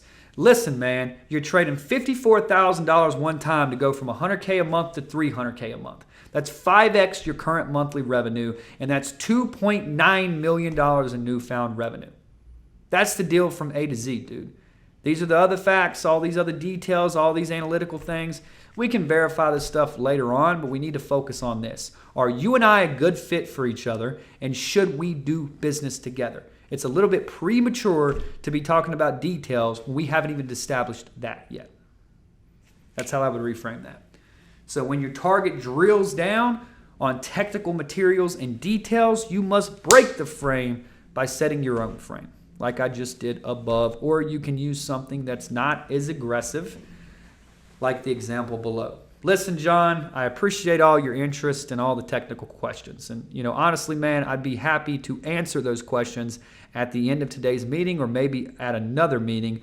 But one thing that I've learned over the years is, not all money is good money, and it's good to go on a date before you get married. As of right now, I think it's a bit premature to go into technicals because we're not even sure if we're a good fit for each other just yet. So let's focus on that first, and then we can talk about the technicals later on. Is that fair enough? They'll say fair enough. And if you say it with some confidence, it works every single time. So intrigue frame takeaways. If my presentation is dialed in correctly, I can pre-frame all the technical questions by covering them subtly as I pitch. Keyword, very subtle. 2, if I give the audience too many details about the deal, they will get lost in the numbers and the data. We call this getting caught in the sauce. I must keep the picture big. I must keep the narrative big, and I must not allow an analytical person to disrupt my frame and take over my entire presentation with premature questions. 3rd, I will always focus on a relationship first when it comes to business. Life's too damn short to do business with people that we don't value or be in relationships that aren't any value to us. And if somebody's just going to value numbers and data and they don't value that, then I don't value them, and we would be doing ourselves a disservice to start a relationship. It's not me. I've got to enjoy the people I work for. The moment that I start resenting somebody is the moment that I can't act in their best interest. Because if a client becomes a no client, all they talk about is numbers. They could give 2 shits about our relationship. I'm going to resent them at some point. And how can I help somebody succeed when I resent them? You can't, but majority of us do it every single day, all the freaking time. So if someone is looking for a long-term mutual rewarding partnership, I'm the guy. If someone's looking for a one-off transaction, I'm not the guy. So now let's talk about frame stacking. Very powerful. Very, very, very, very powerful. Now, if you want your prospects to move quickly and chase you in the process and try to prove that they are worthy of your deal, I would recommend that all of you use frame stacking in your presentations. In your demos, whatever it may be, you must use this because it is powerful. So 1, hot cognition. Let's set a time frame. 2, hot cognition. Let's set a prize frame. 3, hot cognition. Let's set an intrigue frame. Hot, hot, hot. 3 right on top of each other. So in every presentation that I do, I always stack these 3 frames, and I go through this process and cycle through them as my presentation progresses. I never rely on one frame. I always stack frames. The more frames that I can stack, the better I can stack the deck in my favor, and of course, control and get what I actually want out of the interaction. So watch me real quick how I nail all 3 of these frames in the first 60 seconds of my presentation.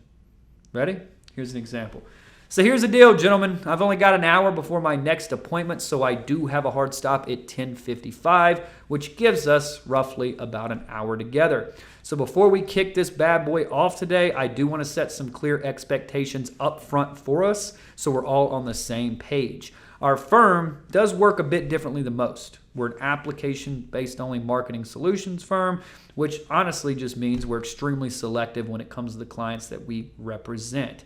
With that being said, I don't necessarily have anything to sell you in today's meeting or on today's call. Matter of fact, I'm not even sure if we're a fit for each other just yet. So let's start today's call with you telling me a little bit about you and your company. Then I can spend some time showing you what we do, who we do it for, and how we do it so well, and we can go from there. Fair enough.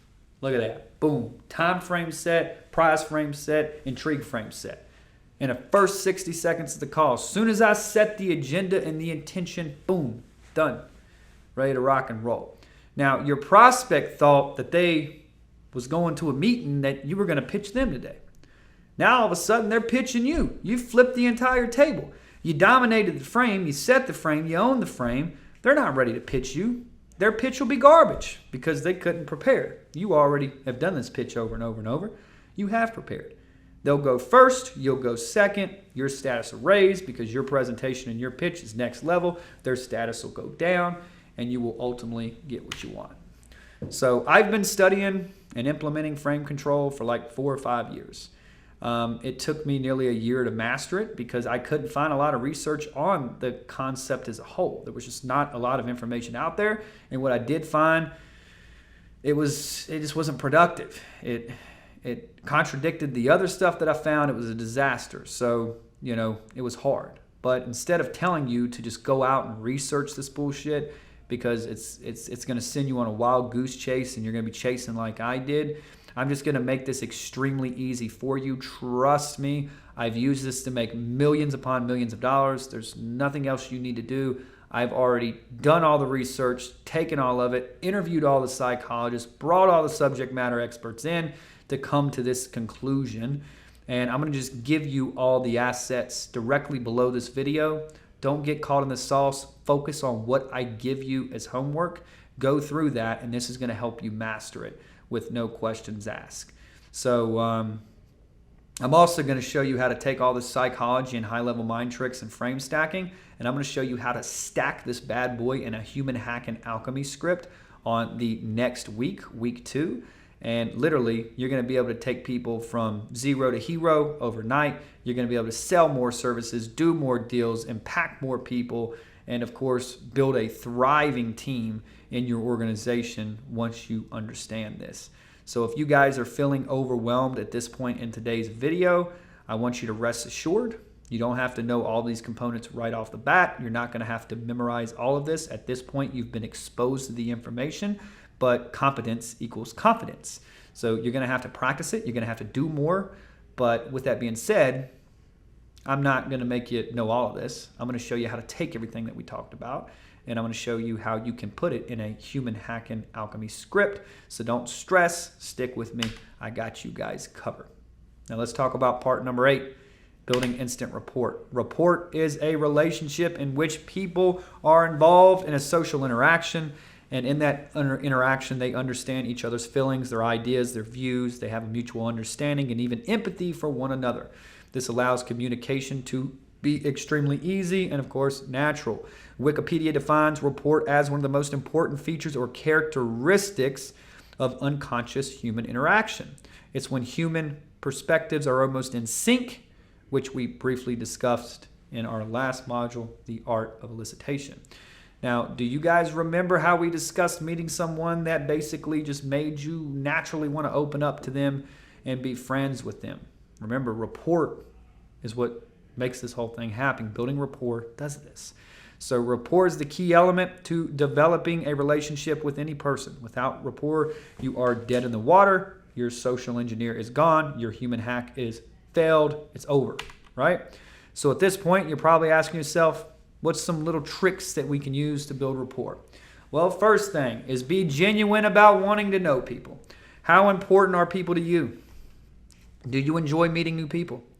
If not, you need to adjust your mindset and start. If you don't like people, you'll never be able to master rapport. And if you want to be a professional human hacker, you must master rapport, and people need to be important to you because you are hacking people every single day. How could you do something that you don't enjoy? You must enjoy people and hacking those people. So you've got to, learn how to interact with them. You got to learn how to like these people, and, people can see through fake intentions. So if you don't have, good intentions on helping people, they're just going to see through it. Second, take care of your appearance. There's some things we can't control, but there is some things that you can control. And your appearance, your swagger, your style, your clothing, your body odor, your eye contact, your body movements, your facial expressions, you can control. So if a person is not comfortable with himself, others will not be comfortable with him either. You must become comfortable in yourself. What helped me? I'm almost overly comfortable with myself and very confident, but I think what built that is having competence. Competence equals competence. When you've got 10,000 hours doing something, when the best of the best people on the planet have paid you to do what you do best, it starts coming. So if you don't have that, get really good at something. And that something should be this. You've committed to this, finish it through. It's changed my life, it'll change your life. Third piece, be a good listener. Let people talk, listen to them, acknowledge them, and care for them. 4, be aware of how you affect people. A ULCA professor of psychology, Albert, is known for the famous 7, 38, and 55 rule. This rule states, hold on one second, something beeping out here, guys. Give me one second. Sorry.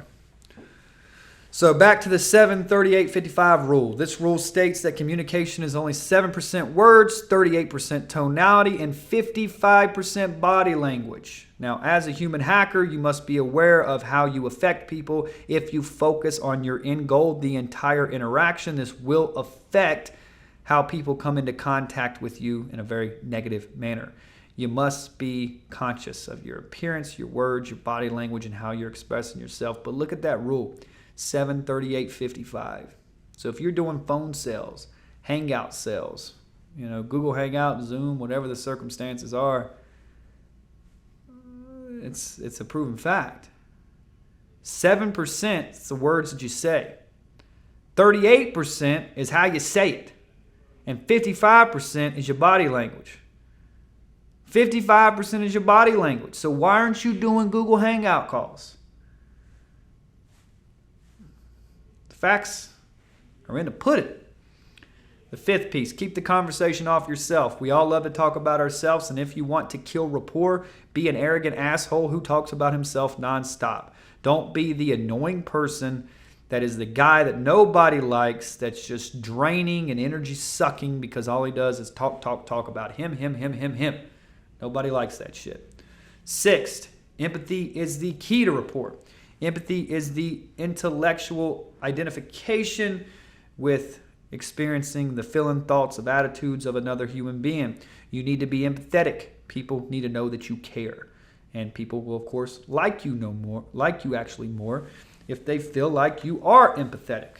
7, be well-rounded in your general knowledge. Knowledge is power.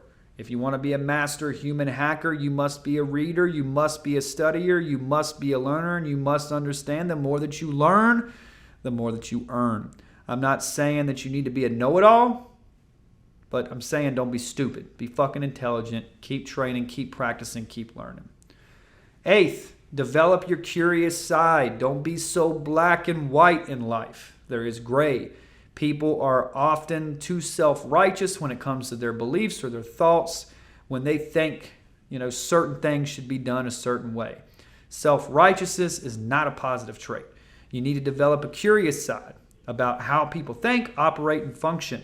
Be open-minded enough to look into them and accept their thoughts on a topic, even if their thoughts differ from yours.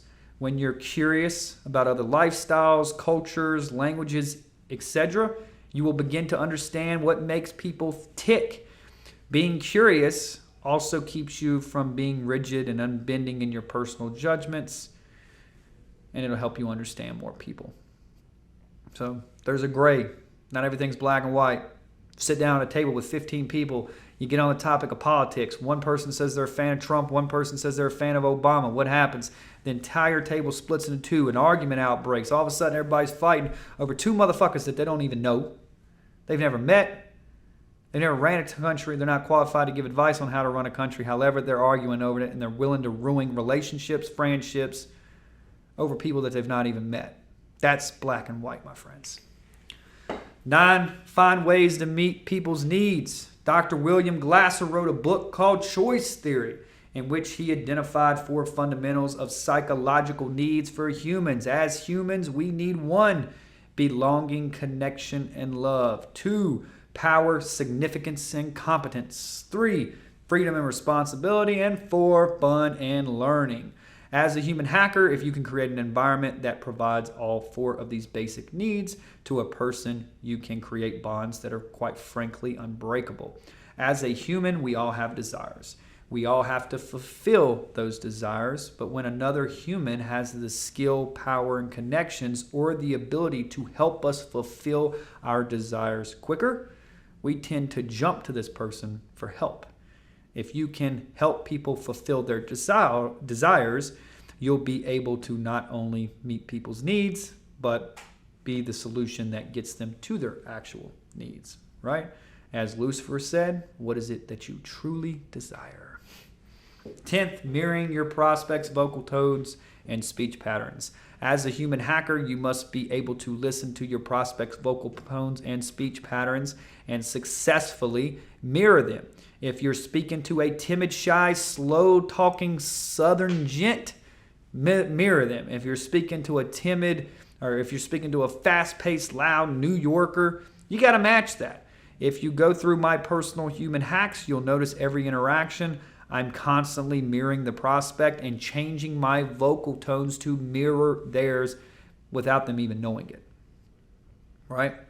11th, mirror your prospect's body language. If you notice a prospect on a Zoom call or in person moving a certain way, standing a certain way, crossing their arms in a certain way, making a certain hand gesture, mirror it. Don't copy it exactly. Get close to it. You have to do this very subtly. You don't want to come off as awkward, and that's what it'll do if you make it too apparent that you're doing this. Mirroring your prospect's word tracks on number 12. If you notice a prospect using the same sayings, quotes, and words over and over, work them into your speech.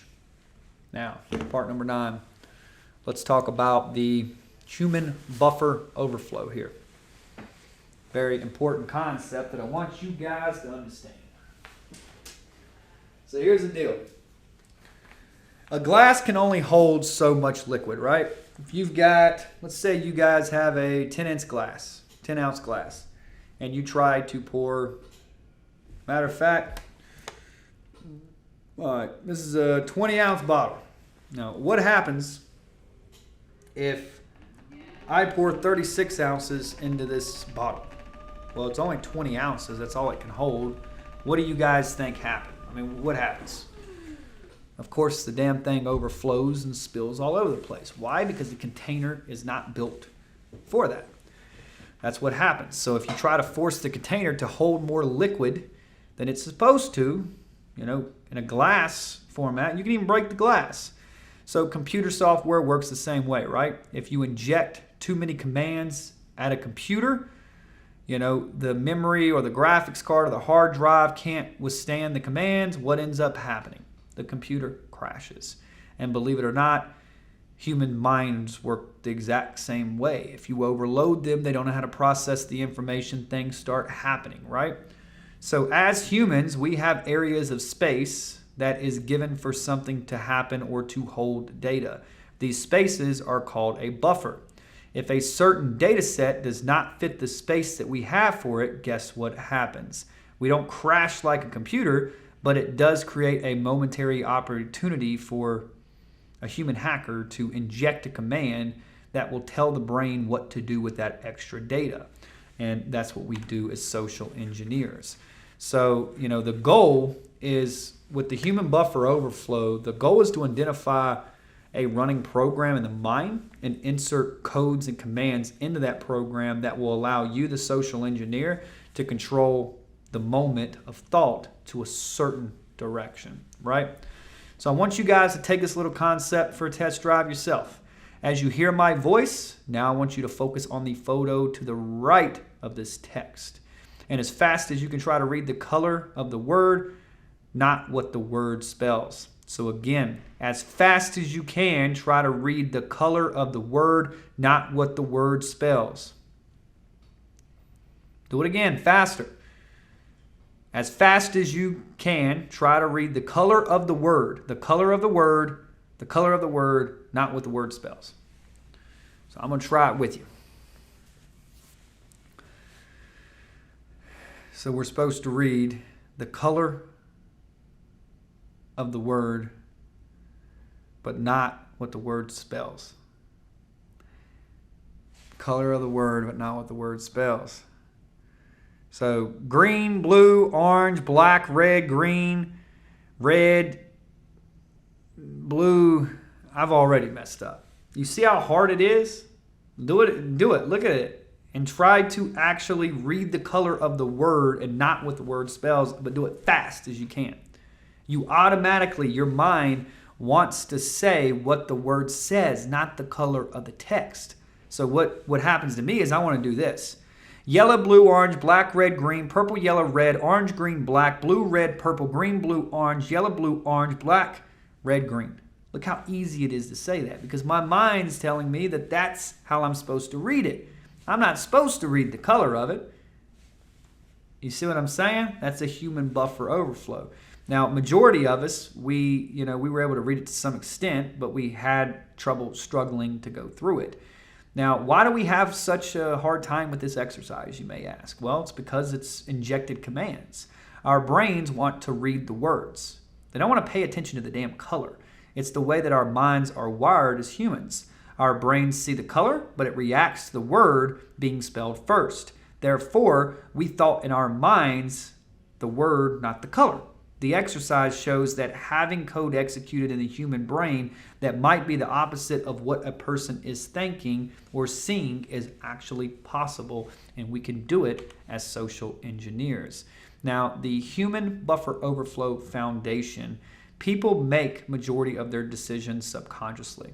Think about the conversations that you have on the phone while you drive to work. Have you ever driven all the way to work, and when you got to work, you couldn't even remember the damn billboards you passed or how you got there, what route you took, the traffic? During those moments, you were in a state of mind where your subconscious took over and did what it always did without you consciously thinking about it. Tapping into the subconscious mind of humans and injecting commands can be a very powerful tool. So let's talk about fuzzing the human operating system. Fuzzing is a term used in computer hacking, and fuzzing is where a hacker throws a random data at the program in different lengths to see what makes it crash, because it cannot handle the data. That gives the hacker a path to inject some type of meticulous code, remote access tools, key loggers, whatever the circumstances are. And just like fuzzing a program, you must understand how the human mind reacts to certain data as well. presenting people with different sets of decisions or different sets of data, then seeing how they react to tell us the programs that they are running as a human being. Certain laws in the human mind seems to be inherent that everyone follow. So, fuzzing the human operating system. If you approach a building, for example, with two sets of doors, one on the outer, one on the inner, and you hold the first set of doors open for someone, they typically will hold the second set of doors open for you. If you're in line in merging traffic and you let a complete stranger merge in front of you, most likely they're going to let you merge if you need to merge later on. Why? It's called law of expectations, which states that people usually comply with the expectation. Decisions are usually made based off what the person feels that the requester expects him or her to do. One way you can start sending your data to the brain is by leveraging presupposition. Presupposition is a thing technically assumed beforehand at the beginning of a line of argument or course of action. So by giving a prospect something first, then request that you make later on will probably need to be followed. So let's look at an actual example of presupposition. So here's how we do that. Did you know my next door neighbor Ralph always drives a green Ford truck? So look at what happened in this sentence. I know my neighbor, his name is Ralph. He has a driver's license. He drives a green Ford pickup truck. To use presupposition, effectively, that word always tricks me out. Effectively, you ask a question using a word, body language, tonality, and facial expressions that indicate what you are asking is already accepted. The basic gist of this method is to bypass the firewall of the conscious mind and gain access directly to the root of the system, the subconscious mind. And the quickest way to inject in your own code is through embedded commands. So let's look at the rule of embedded commands. Below are some basic principles of embedded commands and how to make them work. Usually these commands are very short, 3 or 4 words. Site emphasis is needed to make them effective. Tonality is a key to this. Hiding them in normal sentences is the most effective use. Your facial tonality, body language, which actually support the commands. So let's look at some embedded commands in marketing, for example. Buy now while supply lasts. Act now before we run out of stock again. Follow me on this journey to truly having it all. See how I did that? In a real buffer overflow, an exploit writer uses padding, which is the method of adding some characteristics and some characters so it doesn't really interrupt the entire thing. So for example, you want to put these things in as a pad to where you have a soft place to land. So how do you feel when a person can? As you know, John, those are ways that you can soften this to where you can set and embed the command. Now, all of these statements create an emotion or a thought that allows you to inject code into the subconscious. Many examples of embedded commands exist, but on the next slide, here's a few that you can really focus on as a social engineer. Using quotes as stories. The brain tends to process narrative stories differently than all other information. Some of the greatest teachers who have ever lived, Aristotle, Plato, even religious teachers like Jesus, they all use stories and illustrations to teach those listening to them. Why? Well, the unsubconscious mind processes stories as direct instructions. Bandler, one of the fathers of neuralistic programming, which is also known as NLP, taught that NLP practitioners need to learn to use quotes because he knew the power of stories and the power that quotes would give the speaker when it came to controlling the listeners. Now, reading quotes, using quotes, and using embedded commands into quotes can be a very powerful tool. A friend of mine who specializes in cybersecurity for a very large corporation once walked into a hospital dressed up like an IT guy. And he walked in to the nurse and said, "Hey, my name's Ryan. I'm with IT upstairs. We just received a national cybersecurity alert from Norton Security, our security partners. And in the report, it stated that 74% of all hospital employees use extremely weak passwords. which is why we just launched a new program to strengthen and fix this issue one user at a time. So unfortunately, I have to handle that through the entire building today. I'd be seriously happy to handle this for you so you don't have to worry about it yourself. Can you give me your username and password, and I can knock this out for you and move on to the next one, please? See that? So what my friend did is he was legit, I mean, he's a consultant, but cybersecurity consultant. He's a white hat guy, but he legit broke into a network within 5 minutes by leveraging a story, adding some weight to it, some social proof, some authority bias, and anchoring Norton as his security partner to make the change. And just like that, boom, he got access to the system, and he could install a remote access tool. He could do whatever he wanted to. He could take down the whole hospital. So the next one is using negation. Negation is a very simple reverse psychology. By telling a prospect not to do something too much, you can embed a command into that sentence. So for example, if I tell you, do not spend time on practicing the art of human hacking, I can split the command into practice the art of human hacking into my sentence. So I can also presuppose that you will practice it to some extent. And if you are stubborn, you might reply and say, you can't tell me what to do, I'll practice what I want. Well, telling a person that something is not important or relevant makes them pay more attention to it in some cases. So he determines whether it's relevant or not. So you can embed commands into negative sentences, just like I did earlier, that'll help the listener go to where you want to go. So here's another example, forcing prospects to use their imagination. This method works really well when you ask a prospect a question using phrases such as, hey, what happens when? How do you feel when? It gets them to open up their imagination. So if you ask, hey, John, what happens when we reach your income goal of $200,000 a month? Tell me what actually happens there. This prospect has this internal imagination of what his life will be like once he gets 200 grand a month. He's talking about the stress that disappears, his family, his kids, the vacations. He's thinking about all that stuff. Now, if I ask you, hey, what happens, John, when you master the art of human hacking? I'm forcing you to imagine what your life will be like once you master this, once you develop alchemy in it.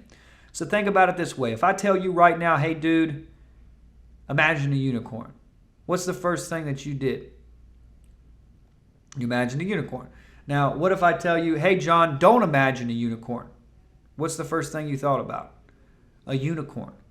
Your unconscious mind is responsible of how you interpret things, right? And it gives the representation of what you give meaning to. So by the time your brain understands the sentence, your unconscious mind has already imagined it. Don't think about a Ferrari. Don't think about your son. Don't think about your friends. Don't worry about money. Don't worry about growing. You're automatically thinking about all those things. Your unsubconscious mind takes over. So very interesting stuff there. Well, again, I appreciate you guys being here today, going through this video. What did I just do? I lost all status with every single one of you because I used that. Don't appreciate people. That goes back to your frames. But anyways, we're all in this together, so I'm not trying to do any deals here. Super insightful video for you guys today.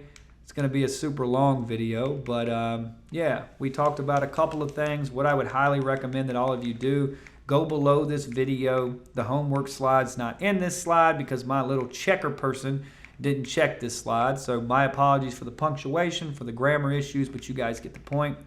With that being said, all the homework is directly below this video. I gave you guys tons of extra resources this go around so you can really master this module and become a human hacker through high-level mind tricks. So go ahead, click the link below this video to the resource center, grab all that, complete all your homework, and I will see you on the next video, which is the art of influence and persuasion, where we're going to be talking about the scientific fundamentals that actually make up influence and persuasion and stack this right on top of high-level mind tricks. And that is actually going to be our last video. So make sure that you guys get to that, pay attention, and do whatever you got to do, but make sure you get it done. So be great, guys. Enjoy the day, and I will see you all on the next one.